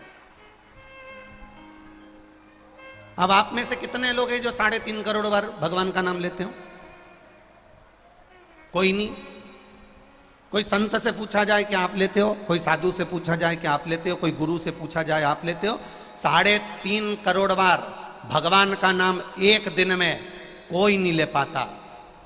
उसके लिए वेद व्यास जी ने कहा, अगर 3.5 करोड़ बार एक दिन में भगवान का नाम लेना है तो किसी सत्संग में जाकर बैठ जाओ, कथा में जाकर बैठ जाओ, प्रवचन में जाकर बैठ जाओ, सत्संग में जाकर बैठ जाओ, शिव महापुराण में जाकर बैठ जाओ। क्या होगा? शिव महापुराण में जाकर जब बैठोगे, अकेले घर पर बैठकर भगवान का भजन करोगे, राम राम शिव शिव श्री शिवाय नमस्तुभ्यम, घर पे बैठकर जपोगे तो कितनी बार जपोगे? मुख से बोलोगे तो एक बार बोलोगे, श्री शिवाय नमस्तुभ्यम, श्री शिवाय नमस्तुभ्यम, श्री शिवाय नमस्तुभ्यम, श्री शिवाय नमस्तुभ्यम। अब तुमने एक बार जपा, 2 बार जपा, 3 बार जपा, 4 बार जपा, 5 बार जपा, और अगर मान लो तुम कथा में जाकर बैठ गए, शिव महापुराण में जाकर बैठ गए, और शिव महापुराण में ये लाखों लाखों भक्त कथा सुनने आए हैं, और जब आप उनके साथ बैठकर श्री शिवाय नमस्तुभ्यम बोलोगे तो 5 लाख लोग अगर शिव महापुराण कथा सुनने आए हैं, उनके मुख से अगर एक बार श्री शिवाय नमस्तुभ्यम निकला तो 5 लाख बार बोलने का फल तुझे अपने आप प्राप्त हो जाएगा, अपने आप प्राप्त हो जाएगा। अब व्यासपीठ के सामने आप कितनी बार श्री शिवाय नमस्तुभ्यम बोलते हो? जब बोलते हैं तो 5 बार बोलते हैं, श्री शिवाय नमस्तुभ्यम श्री, तो 5 बार बोला तो ये 25 तो यूं ही हो गया। अब 3-4 बार बीच बीच में बोलने में आ गया तो मालूम पड़े करोड़ों में पहुंच गया। अब 7 दिन के अंदर तुम्हारा 3.5 करोड़ का मंत्र जाप का कोटा फुल हो गया और तुम्हें उसका पुण्य मिल गया।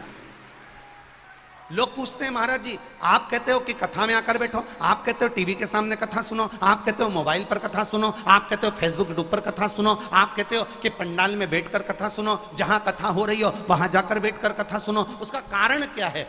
क्यों लोग कथा में आते हैं और 3 महीने की आप कहते हो कि 3 महीने में भगवान झोली भर देता है? आखिर ऐसा कथा में बैठने से होता क्या है? उसका एक फल होता है, जब लाखों लोग एक साथ भगवान की प्रार्थना करते हैं तो उस प्रार्थना का फल संसार के हर व्यक्ति को प्राप्त हो जाता है।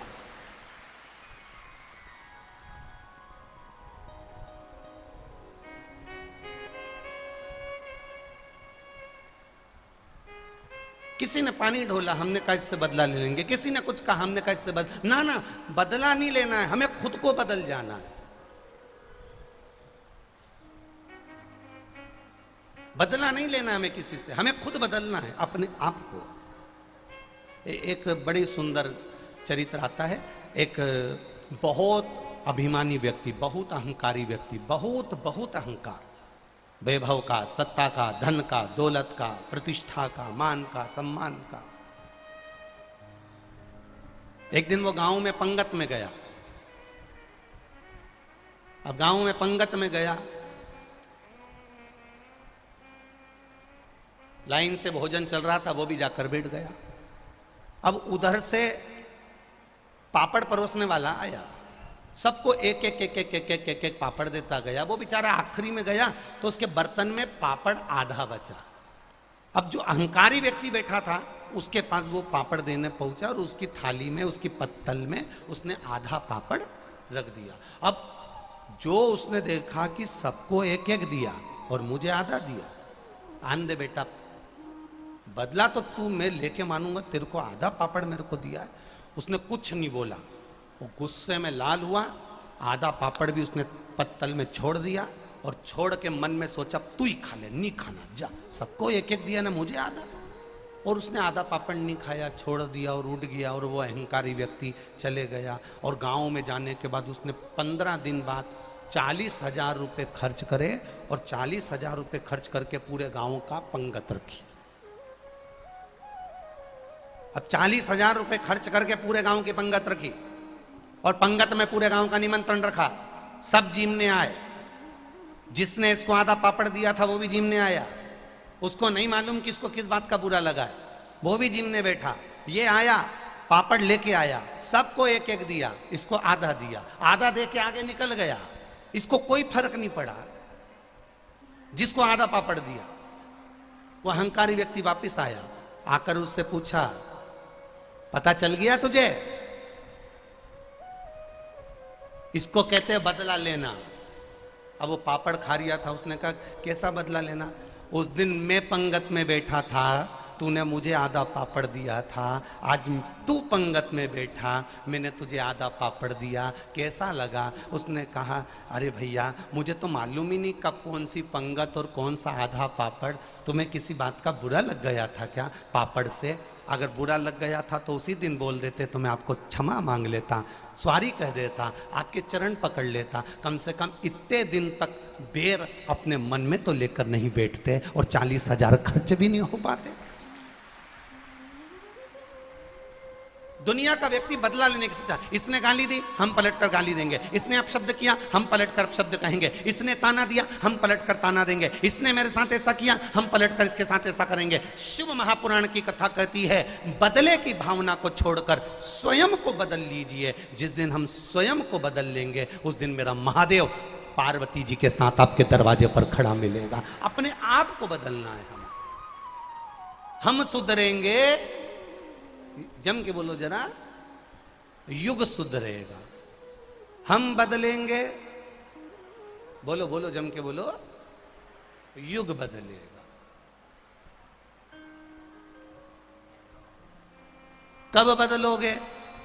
कोई बदलने की एक तारीख, कोई बदलने की एक तिथि, कोई बदलने का एक समय हमारा होना चाहिए। हम कब बदलेंगे? हम कब सुधरेंगे? अपनी अभिमत्ता को, अपने अहंकार को, अपनी तृष्णा को, अपने लोभ को, अपनी वात्सल्य, ये तृष्णा लोभ है, इसको पटकना। एक बहुत, आप सब लोग जूता चप्पल पहनने वाले में से हो, सब जूता पहनकर आए होगे।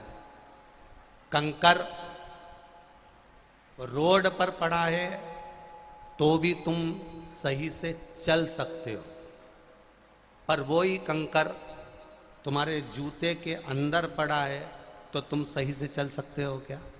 जम के बोलो रे बेटमा वाली जीजी भाई, बोलिए, चल सकते हो? नहीं।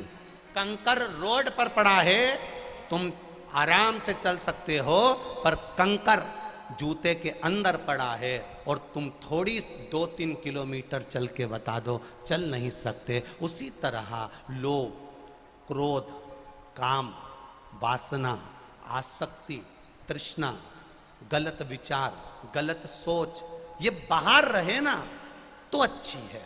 जब क्रोध, लोभ, वासना, तृष्णा, गलत विचार अपने अंदर आ जाते हैं तो हम सही से अपनी जिंदगी में चल नहीं पाते हैं, हम सही से आगे नहीं बढ़ पाए। आसक्तियों से परे हो जाओ। इस व्यासपीठ ने कभी नहीं कहा आपसे कि आप अपना घर छोड़ दो। इस व्यासपीठ ने कभी आपसे नहीं कहा कि आप अपना परिवार छोड़ दो। ये व्यासपीठ तो यहां तक कहती है कि घर में झगड़ा हो जाए तो घर छोड़कर मत जाना, वहीं पे मूंग दलो पर मत जाओ। ये व्यासपीठ तो यहां तक कहती है। ये व्यासपीठ कभी नहीं कहती कि आप अपना घर छोड़कर चले जाओ, जरा जरा सी लड़ाई में अपने मायके चले जाओ, जरा जरा सी बात में आप घर छोड़कर चले जाओ। ना ना ना ना, ये व्यासपीठ कभी नहीं कहती कि आप अपना घर छोड़ो, ये व्यासपीठ कभी नहीं कहती कि आप अपना परिवार छोड़ो, ये व्यासपीठ कभी नहीं कहती कि आप अपने कुटुंब परिवार को छोड़कर जाइए। ये व्यासपीठ कहती है कि आप अपने गलत विचारों को छोड़ दीजिए, आप अपनी गलत सोच को छोड़ दीजिए, आप अपनी गलत आसक्ति और तृष्णा को छोड़ दीजिए।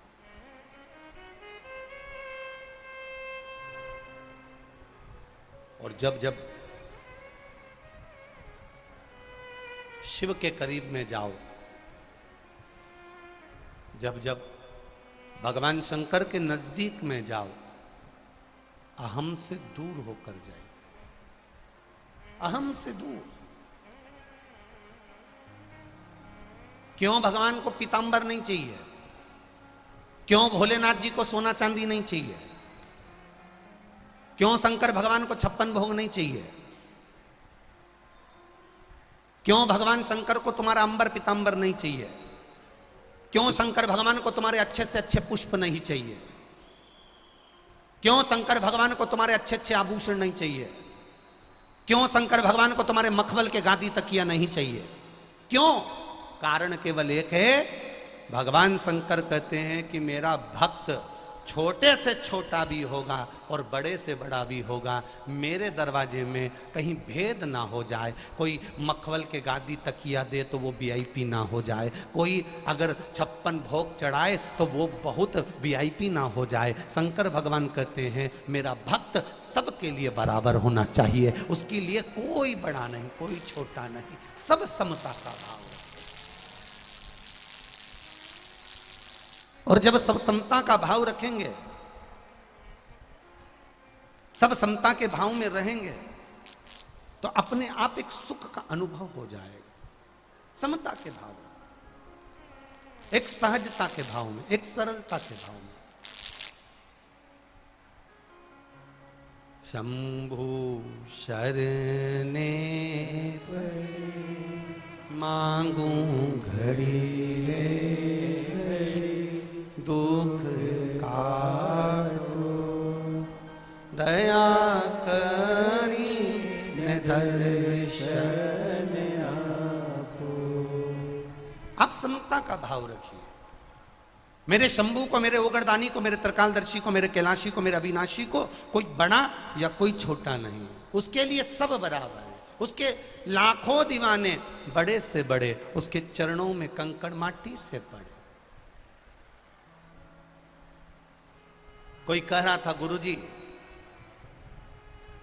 शंकर भगवान को भांग प्रिय है, कोई कह रहा था शिव जी शंकर भगवान को गांजा प्रिय है।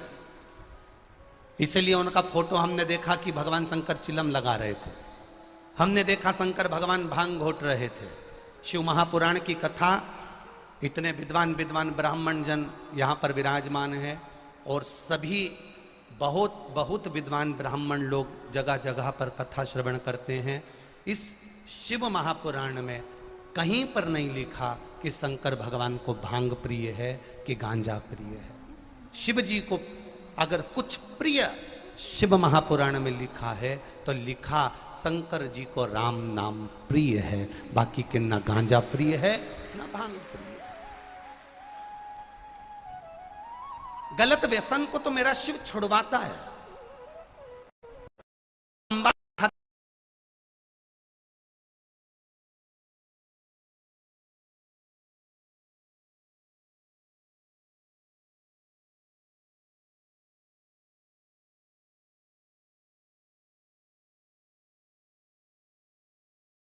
गाल बार बार कटता है, तंबाकू खाते खाते मेरा गाल बार बार कटता है। कटते कटते कटते कटते कटते कटते वहां एक निशान पड़ गया, निशान पड़ते पड़ते पड़ते पड़ते वहां एक छाला पड़ गया, छाला पड़ते पड़ते पड़ते पड़ते वो गाल आखिरी में सड़ने लगा। डॉक्टर के पास गए, उसने बड़ी बीमारी बता दी, ऐसी बीमारी बता दी कि तूने तो तंबाकू खाया, वो तंबाकू तुझको निकल गया और तेरे चक्कर में पूरा परिवार निकल गया। इतना धन डॉक्टरों में लगा दिया कि वो गाल ठीक नहीं हो पाया। क्यों नहीं? हम क्यों पहल नहीं कर सकते? हम क्यों नहीं आगे बढ़ सकते? मेरा शंकर मेरा देवाधिदेव महादेव, मेरा कुबेर भंडारी, मेरा भोलेनाथ नशे से दूर है। तो जब तुम कथा सुनने जाओ और तुम्हारा दिल कर जाए, तब तुम भी उस दिन मन में ठान लेना कि आज से मैं भी तंबाकू का सेवन नहीं करूंगा, आज से मैं भी मदिरा का सेवन नहीं करूंगा, आज से मैं भी गलत व्यसन नहीं करूंगा। क्यों? मेरे चक्कर में मेरा परिवार बाद में रोए ना, बाद में रोए ना। एक माता ने अपना पत्र लिखा है, देखिए। दुनिया में ऐसी माताएं भी चाहिए जो ऐसा पत्र लिख दे। धन्य है ऐसी माता को जिसने ऐसा पत्र लिखा।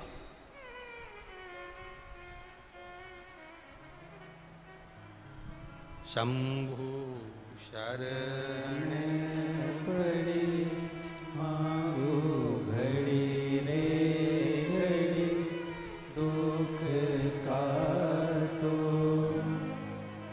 दया करी दर्शन आपो।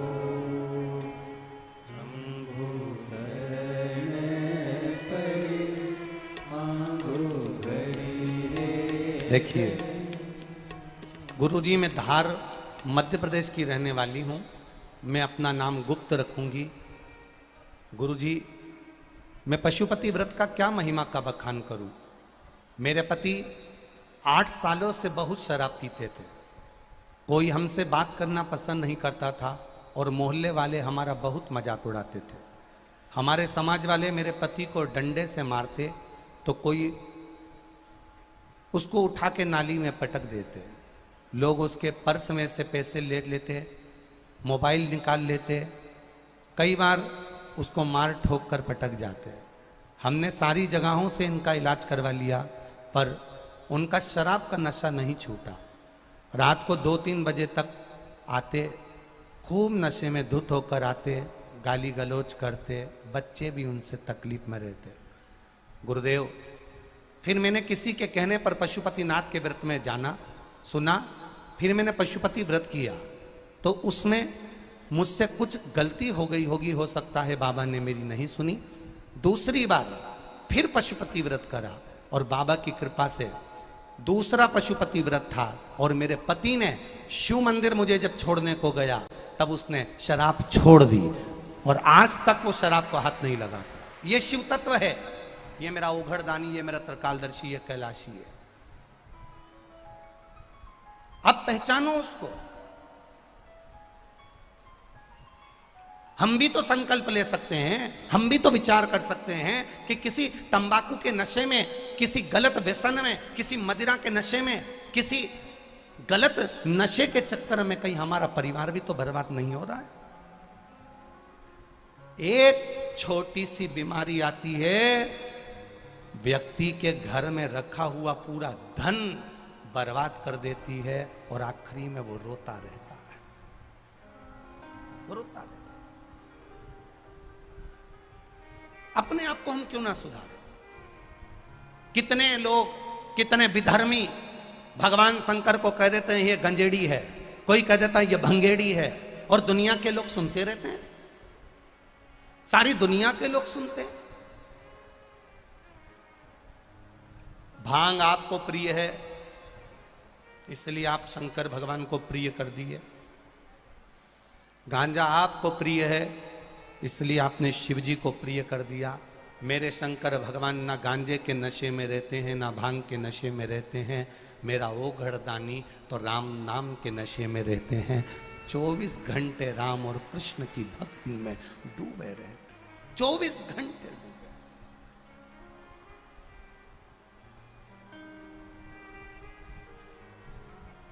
किस व्यसन में पड़े हम?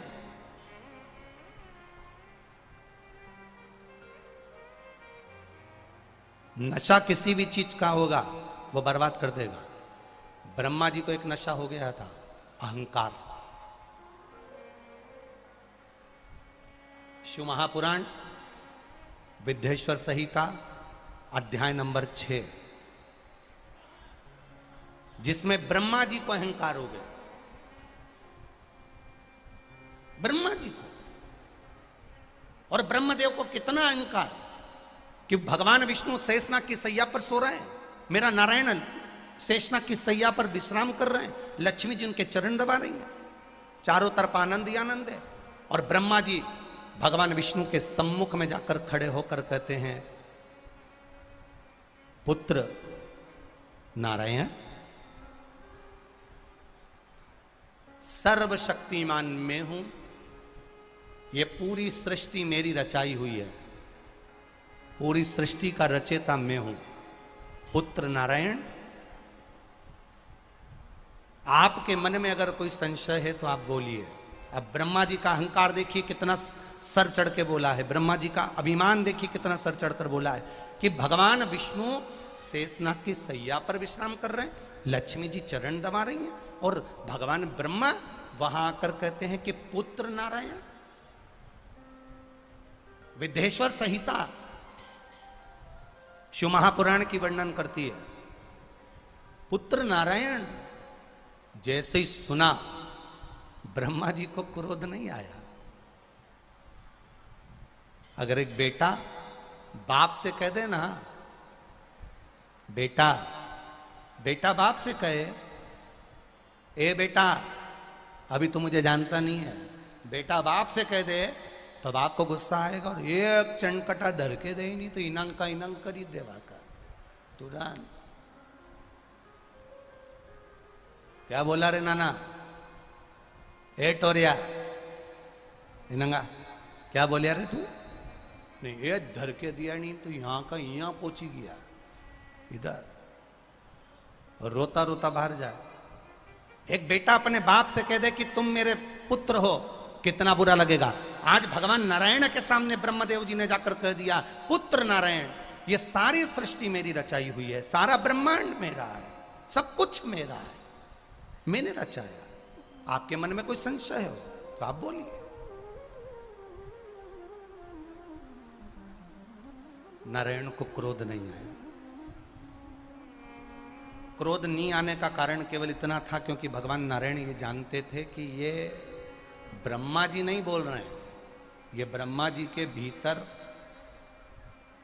जो भर गया नशा, किस चीज का? जम के बोलो, अहंकार का। सृष्टि की रचना करते करते करते करते करते करते ब्रह्मा जी के भीतर जो अभिमान समा गया था, ब्रह्मा जी के भीतर जो अभिमत्ता समा गई थी, ये वो अभिमत्ता बोल रही है, ये वो अभिमान बोल रहा है। और अहंकार जब टूटता है बड़ा दुख होता है। जब अहंकार टूटता है जब बड़ा दुख होता है। एक पत्नी तैयार हुई, श्रृंगार करी, अभिमान बचता, जब अहंकार टूटता है बड़ा बड़ा दुख होता है, बड़ा दुख। एक पत्नी तैयार हुई, बड़ी सुंदर श्रृंगार करा उसने, बड़ी सुंदर सजी वो, और सजने के बाद अब उसको जित्तों ने भी कहा ना कि तू बड़ी सुंदर लग रही, बड़ी सुंदर लग रही, तेरे पे साड़ी बड़ी अच्छी लग रही, तो कितनी जोरदार लग रही, कितनी जोरदार लग रही। और वही तैयार हुई, पत्नी अपने पति के पास गई और पति से जाकर उसने पूछ लिया, क्यों जी मैं कैसी लग रही? पति ने एक बार भी नहीं बोला कि तू अच्छी लग रही। इसने फिर जाकर पूछा, क्यों जी मैं कैसी लग रही? पति नहीं बोला। पति को मालूम अगर मैंने बोल दिया तो लड़ाई करने बैठ जाएगी, नहीं बोली। पत्नी ने फिर बोला, क्यों जी मैं कैसी लग रही? पति ने आखिरी में आकर कह दिया, तू ऐसी लग रही जैसे हरी घास में भैंस चल रही। अब तो वो के कांटे से खून नहीं और लड़ाई चाहिए। अहंकार जब टूटता है, अभिमान जब टूटता है तो विवाद होता ही है। जब अभिमान टूटे ना तो विवाद निश्चित है, बिल्कुल निश्चित। एक बहुत काला सा दामाद, बहुत काला सा, एकदम ब्लैक ब्यूटी, बहुत काला सा, अपने ससुराल गया। ससुराल गया तो सासू ने उसको खूब श्रीखंड, रबड़ी, दूध, मलाई सब खिलाया। अब दामाद वापिस घर जाने लगा तो सासू जी से कहा, माँ अब मैं जा रहा हूं घर, तो सासू जी बोली दामाद साहब 2-4 दिन और रुक जाओ, तुम्हारे चक्कर में हमको भी श्रीखंड रबड़ी दूध मलाई खाने को मिल जाएगा, दही दूध मिल जाएगा। अब तो दामाद को अहंकार आ गया, मेरे चक्कर में इनको खाने को मिल जाएगा। मतलब मैं आया तो इनके यहाँ बरकत बढ़ी, मैं आया तो इनके यहाँ लक्ष्मी बढ़ी, मैं आया तो इनके यहाँ संपदा बढ़ी, मेरे आने से इनके यहाँ दूध दही बढ़ा। तो दामाद ने पूछ लिया सासू जी मेरे आने से या मेरे रुकने से तुमको दूध दही खाने मिल जाएगा, इसका मतलब मैं समझा नहीं। सासू बोली दामाद साहब हमारी भैंस का छोरा हुआ था पाड़ा, और वो पाड़ा मर गया, भैंस ने दूध देना बंद कर दिया। जब से तुम आए हो भैंस रोज दूध दे रही, ऊके लग रही हमारा पाड़े आ गया।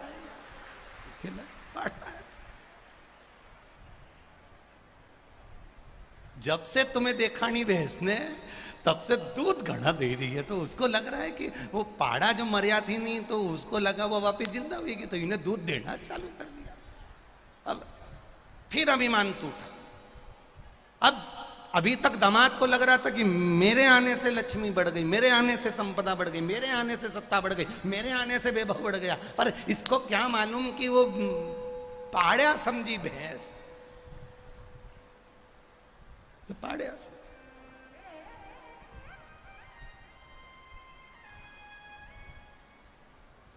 हम भी, ये तुम्हारे पास का ही हमारा भी ससुराल हो, हम भी नहीं जाते ज्यादा ससुराल, क्योंकि वे पाड़िया समझ ले तो इसलिए राम जी की मौज, जहां रहो अलमस्त रहो, आनंद रहो। अब ब्रह्मा जी को अभिमान आया, ब्रह्मा जी को बड़ा भी मत था। अब ब्रह्मा जी ने आते सी कहा पुत्र नारायण, भगवान लक्ष्मी जी को तो क्रोध आया, पर भगवान नारायण को क्रोध नहीं आया, क्योंकि नारायण जान गए ये नशा है, नशा, ये अहंकार का नशा है, ये अभिमत्ता का नशा है, वैभव का नशा। और बहुत ध्यान देना महाराज,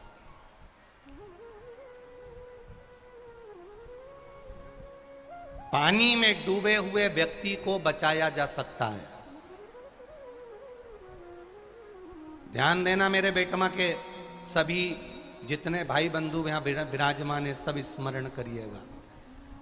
पानी में डूबने वाले को बचाया जा सकता है, पर शिव महापुराण की कथा कहती है कि प्याली में डूबने वाले को बचाना सबसे कठिन काम है। दुनिया का सबसे कठिन काम है प्याली में डूबने वाले को बचाना, नशे में डूबने वाले को बचाना। चाहे वो अहंकार का नशा हो, काम का नशा हो, लोभ का नशा हो, वासना का नशा हो, तृष्णा का नशा हो, आसक्ति का नशा हो, चाहे मदिरा का नशा हो, चाहे तंबाकू का नशा हो, चाहे सुपारी का नशा हो, चाहे गांजे का नशा हो, चाहे भांग का नशा हो, चाहे जो नशा करे, नशेले व्यक्ति को बचाना सबसे कठिन काम, बहुत कठिन। एक बार माता पार्वती जी ने भी शंकर जी से पूछ लिया था, क्या आप नशा करते हो? शिव जी बोले नहीं। मैं लक्ष्मी जी के यहाँ गई थी, तो लक्ष्मी जी ने कहा तुम्हारे पति तो भांग का नशा करते हैं, वो तो चिलम लगाते, वो तो गांजा पीते हैं। अरे दुनिया कुछ भी कहती रहेगी पार्वती, तो तू सबकी बात मान लेगी क्या? दुनिया के लोगों का काम है कहना। दुनिया के लोग कह देते हैं कि शंकर भगवान गांजा पीते हैं, शंकर भगवान भांग पीते हैं, शंकर भगवान ये करते हैं। ना ना ना ना, पहले एक बार शंकर भगवान को पहचानो तो।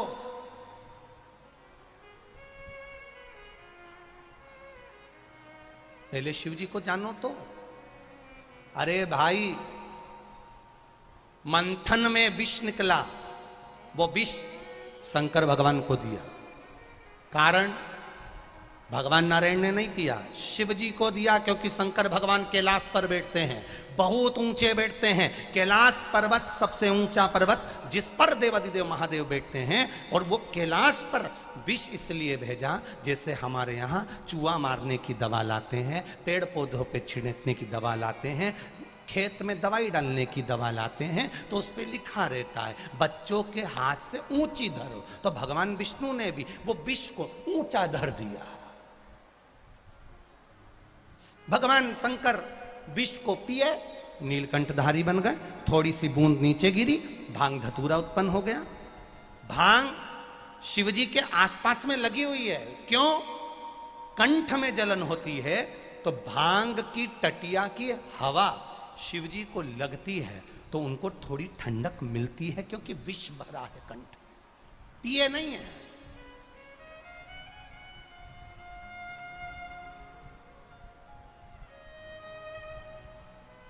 इसी बात पर एक बार किसी ने प्रश्न कर दिया था, क्यों महाराज जी तुम इतनी बड़ी बड़ी बात कहते हो कि शंकर जी भांग नहीं पीते, पर उज्जैन में तो महाकाल राजा का श्रृंगार भांग से होता है। हमने कहा श्रृंगार भांग से होता है, कभी शंकर भगवान को पीते हुए देखा है? अब श्रृंगार तो माताएं ढेर तरह का कर लेती है, काजल लगाती है आंख में, कभी चाटते बताया है? लिपस्टिक लगा दी ऐसी लाइन खींच के डब्बा भर के फिर लगाती, लगाने के बाद कभी किसी को चाटते हुए देखा है? और श्रृंगार तो कुछ भी कर सकते हो। श्रृंगार तो ये पाउडर भी लगाए ऐसी 2 घंटे तक ऐसी डब्बी में लेके, ऐसा कौन सा कपड़ा होता है उससे यूच यूच मचिकती रही यूच। अब इसको कभी देखा तुमने ऐसा कांच के सामने की ये यूं नहीं लगा के चाटती था? अब कोई कहे कि आप कहते हो भगवान शंकर भांग नहीं पीते, महाकाल राजा का श्रृंगार तो भांग से होता है। भगवान शंकर का श्रृंगार तुमने भांग से होते हुए देखा होगा, पर कभी मेरे महाकाल राजा को ये नहीं देखा होगा कि उन्हें लोटा उठाकर भांग पीते हुए नजर आए होंगे। ना ना ना, मेरा महादेव राम नाम के नशे में इतना डूबा हुआ है कि उसे दूसरा नशा तो चढ़ता ही नहीं है। एक नशा इतना भारी, इतना भारी, इतना भारी। अब तुम यहीं देख लो, यहीं कथा में एक ये विधायक जी विशाल पटेल जी और एक इनके भाई, क्या नाम है उनका, हिमांशु है, हिमांशु पटेल जी। अब ये जनसेवा में लगे हैं, वो ठाकुर सेवा में लगे हैं। अब नशा देखिए, वो ठाकुर की सेवा का नशा है, ये जनसेवा का नशा। एक भाव जो भगवान की भक्ति में डूबा है। और हमने धन्यवाद देना चाहेंगे विशाल भैया आपको, हिमांशु भैया आपको, आपके पूरे मित्र मंडली को पूरी साधुता के साथ देना चाहेंगे। आज भी एक पत्र आया है, हम तो पत्र ज्यादा पढ़ते नहीं क्योंकि ज्यादा प्रशंसा नहीं करना चाहिए, नजर लग जाती है, इसलिए हम पत्र पढ़ते नहीं है। तो आज भी एक बहन ने पत्र लिखा है आपके लिए कि गुरुजी विशाल भैया लड़कियों की शादी करवाते हैं, सम्मेलन करवाते हैं। हमको तो नहीं मालूम था, पर उस पत्र में हमने पढ़ा कि शंभु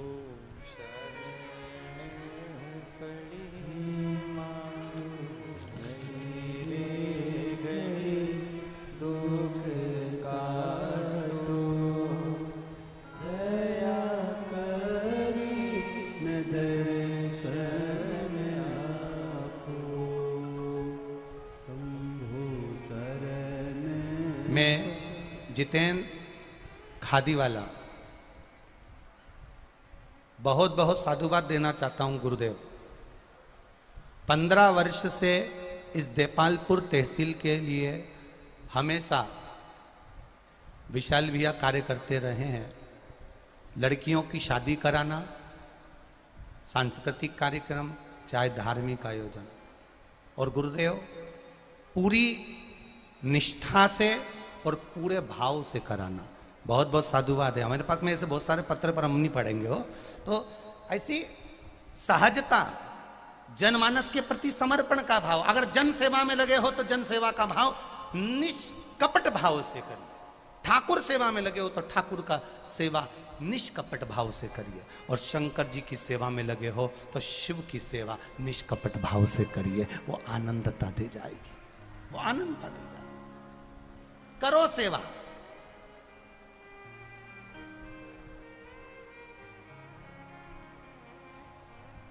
एक भक्ति के बल को बढ़ाओ। ब्रह्मा जी को नशा हो गया। ब्रह्मा जी को नशा किस चीज का हुआ? अपनी अहमत का, अहंकार का नशा। और उन्होंने भगवान नारायण को पुत्र कह दिया कि पुत्र नारायण, इस संसार का रचयिता मैं हूं। क्रोध आ गया। ब्रह्मा जी को शब्द सुनकर भगवान नारायण को क्रोध नहीं आया, पर लक्ष्मी जी को क्रोध आया। और लक्ष्मी जी ने भगवान विष्णु से कहा, ये आपको पुत्र कह रहा है, ये आपको बेटा कह रहा है। पुत्र कह रहे हैं, बेटा कह रहे हैं ना। लक्ष्मी, लक्ष्मी शांति रखो, शांति। घर में सबसे ज्यादा धैर्य, घर में सबसे ज्यादा धीरज, घर में सबसे ज्यादा शांति, घर में सबसे ज्यादा सहनशीलता स्त्री के भीतर होती है और स्त्री को ही रखना पड़ती है। कितना सुंदर कहा है किसी ने कि नारी से, स्त्री से कभी उसकी उम्र नहीं पूछना चाहिए, और पुरुष से कभी उसकी आय नहीं पूछना चाहिए। किससे?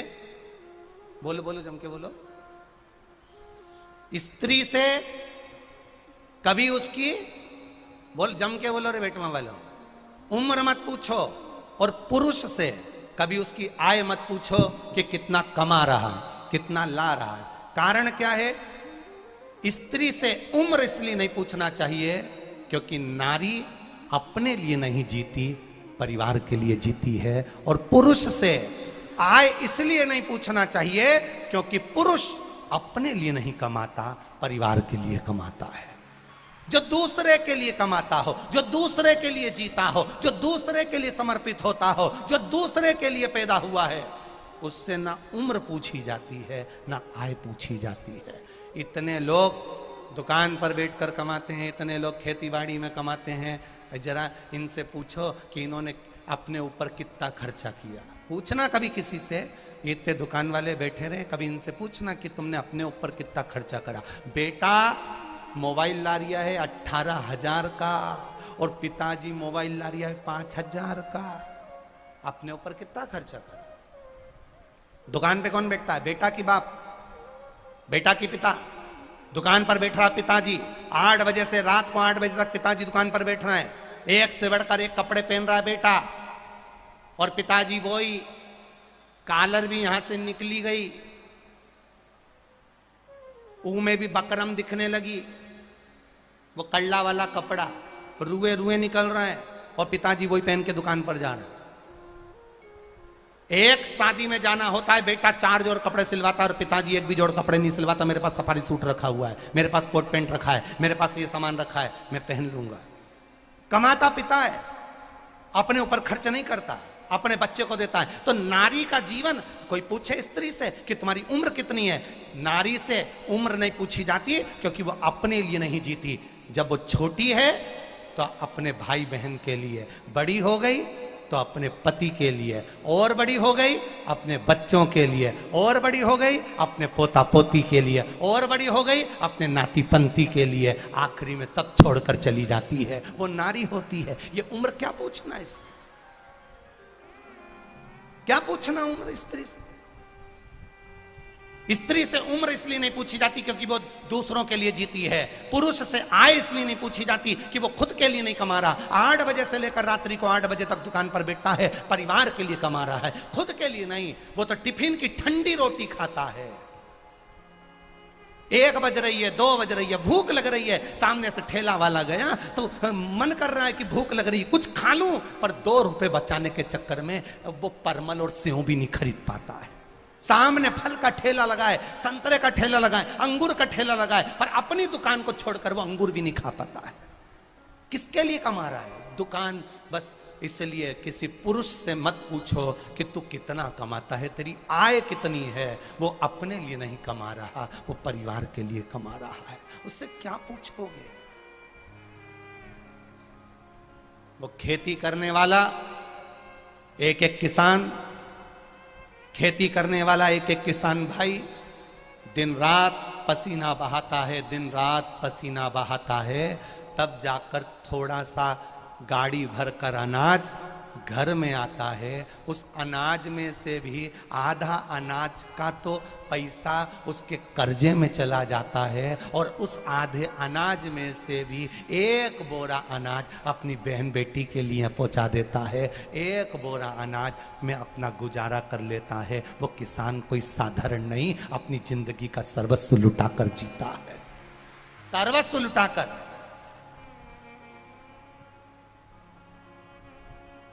अपनी जिंदगी का सर्वस्व लुटाकर जी रहा है किसान। कितनी मेहनत है किसान की, कोई पूछे? आज का व्यक्ति धूप में खड़ा रहना पसंद नहीं करता। किसान उस धूप में खड़ा रहकर मेहनत कर कर बीज बोता है, निकालता है। कहीं पाला पड़ गया, पानी गिर गया, बारिश हो गई, हवा चल गई, उसकी फसल चली गई। अंदर से किससे कहे वो, किसको जाकर रोए वो, किससे? नौकरी करने वाले को लगता है किसान सुखी है। अपने को तो रोज 8 बजे से दुकान पर जाना पड़ता है। नौकरी करने वाले को सोचना पड़ता है अपने को 10 बजे ड्यूटी पे जाओ, शाम को 5 बजे आओ। उससे अच्छा तो किसान एक बार बीज बोया, पानी डालने चले गया और गया। और किसान सोचे कि नौकरी वाला सुखी है, और नौकरी वाला और किसान दोनों मिलकर सोचे कि दुकान वाला सुखी है। तो उन्हें दुकान डाल के देखी ने, एक ही बार में जो घाटा पड़िया दादा ने सब बेच मारा। कौन सुखी? गरीब सोचे अमीर सुखी, अमीर सोचे राजा सुखी, राजा सोचे चक्रवर्ती सुखी, चक्रवर्ती सोचे इंद्र सुखी, इंद्र सोचे ब्रह्मा सुखी। ब्रह्मा कितना सुखी? उसका 4 मुंडा है, कहीं से भी बोल दे, वेद मंत्र वाणी लिख दे, पढ़ दे, सबका भविष्य लिख दे। ब्रह्मा सुखी। तो ब्रह्मा जी से पूछा तुम सुखी? ब्रह्मा जी बोले मैं काय का सुखी, सुखी तो भगवान विष्णु आराम से शेषनाग की सैया पर पड़े रहते, लक्ष्मी जी चरण दबाती रहती। तो पूछा नारायण आप सुखी? नारायण के मैं काय का सुखी? तो तुलसीदास जी ने लिख दिया, यहां एक सुखी है जो भगवान के भजन में लगा है, उसके सिवाय कोई सुखी नहीं है, कोई सुखी नहीं। और सुख ढूंढना भी मती। जब ये शरीर हमको सुख नहीं दे सकता तो दुनिया का कौन व्यक्ति सुख देगा? ये शरीर हमको सुख नहीं दे रहा, जो अपना है, खुद का है, ये शरीर तो अपना है ना, ये सुख कितना दे रहा? थोड़े कभी आंख में तकलीफ हो जाए, कभी कानों में तकलीफ हो जाए, कभी मुंडा का इनंग से दुख है, कभी इनंग से दुख है, कभी यहाँ दीवान पर छाला हुई जाए, कहीं कोनी दुखे, कहीं हाथ दुखे, कहीं कमर दुखे, कहीं पीठ दुखे, रात्रि के नींद नहीं आए तो आंख झपीर झपीर हो जाए। सोचो जरा, अपन के ये सुख आएगा, सुख आएगा, सुख आएगा, सुख आएगा, सुख आएगा। जब शरीर अपना होकर अपने को सुख नहीं दे रहा तो मेरी बेटमा की जीजियों, दुनिया का कोई व्यक्ति तुमको कौन सा सुख दे देगा? ये शरीर अपने को सुख नहीं दे रहा। कभी पांव दुखे, कभी हाथ दुखे, कभी मुंडा दुखे, कभी गला दुखे। कई बार इतना गला दुखे कि मुंडा में नमक का पानी डाल डाल गर गर करके थूकना पड़े। काय का शरीर? शरीर सुख नहीं दे तो फिर दूसरा काय का सुख देगा? हमें लगता है सुख आ रहा है, हमें लगता है सुख मिलेगा, हमें लगता है सुख प्राप्त होगा, पर सुख आता जरूर है, धीरे धीरे आएगा, आकर जाएगा भी आपके पुण्य के अनुसार। हमें लग रहा है सुख मिलेगा, हमें लगता है सुख प्राप्त होगा। जैसे तुम यहां खड़ी हो जाओ, ये चौराहे पे यहीं बहुत सारा पुलिस वाला हम खड़े हैं नहीं, इन्हं खड़ी हो जाओ और इतने में दूर से तुम्हें दिख जाए बस आ रही, बस आ रही, और देपालपुर की बस आई, आ रही आ रही आ रही आ रही, और जो तुम भगी बस की ओर जाने के लिए कि महाराज देपालपुर की आई, और जो बस की भगी, तो इतने में बस वाले ने कहा देपालपुर नहीं जा रही है, तो खजूरिया खजूरिया खजूरिया चिल्लाई दिया। अब बताओ, इतने में फिर दूसरी बस आई, नहीं तुमने सोचा देपालपुर की आई, वो फिर देपालपुर की बस आई, नहीं इतने में फिर चिल्ला दिया धार धार धार धार। अब भग के गई थी कि देपालपुर की आई, मालूम पड़े धार की आ गई, फिर आई तो खजूरिया के। इतने में फिर बस दिखी धूल उड़ाती उड़ाती आई नहीं आई आई आई नहीं आई। इतने में उन्होंने कहा कि बस कहाँ जा रही? कि देपालपुर। नहीं नहीं नहीं, ये तो इंदौर जा रही है। फिर सामने से फिर बस दिखी। ऐसे ही हमें सुख नजर आता है। अभी थोड़े दिन बाद मेरे दुकान में तब फायदा होगा, मैं एक फ्रिज ले लूंगा, इतने में बस तो कहीं और की निकल गई। फिर सोचा बस अब हमारा सुख का दिन आने वाला है, हमारी देपालपुर की बस आने वाली। इतनी देर मालूम पड़ा कि धार की निकल गई और अपन खड़े की खड़े ही रहे। फिर आई, बाद में बस आई, देपालपुर की भी आई, और जो बस आई तो इतने में बस वाले ने कह दिया जगह ही नहीं दादा, जगह ही नहीं। अब कई करें तो ये फोन लगा रही कि के वही देपालपुर वाला उनके, ए भेरू वो थोड़ा दाई जी है कहीं, वो भाई कहीं हो गया, कहीं नहीं, मैं यहीं खड़ी बेटमा में और बस सब भरी निकली ने जगह नहीं है। तो कहा चिंता मत करो, पिताजी आ रहे हैं, वाइट कलर की टवेरा लेके निकल गए। और वाइट कलर की टवेरा मतलब नंदी लेकर मेरा महादेव निकल गया है, वो लेकर आएगा। वो ब्लैक कलर की स्कॉर्पियो लेकर नहीं आए, क्योंकि ब्लैक कलर की स्कॉर्पियो तो यमराज के पास है, वो वाइट कलर की टवेरा है उसके। और अंत समय प्रभु आना पड़ेगा, वचन दिया तो निभाना पड़ेगा। आए ना आए प्रभु कुटुंब कबीरा, अंत समय प्रभु आना पड़ेगा। ओ वचन दिया तो निभाना पड़ेगा। कौन सा अहंकार ब्रह्मा जी के भीतर आ गया। जब ब्रह्मदेव के भीतर अहंकार आया तो उन्होंने भगवान नारायण को पुत्र कहकर पुकार दिया। ये अभिमत्ता जब समाहित हो जाती है तब कुछ समझ में आता है कि ये कहीं नष्ट होने वाला, ये कहीं नष्ट होगा। अहम छा गया, अहम।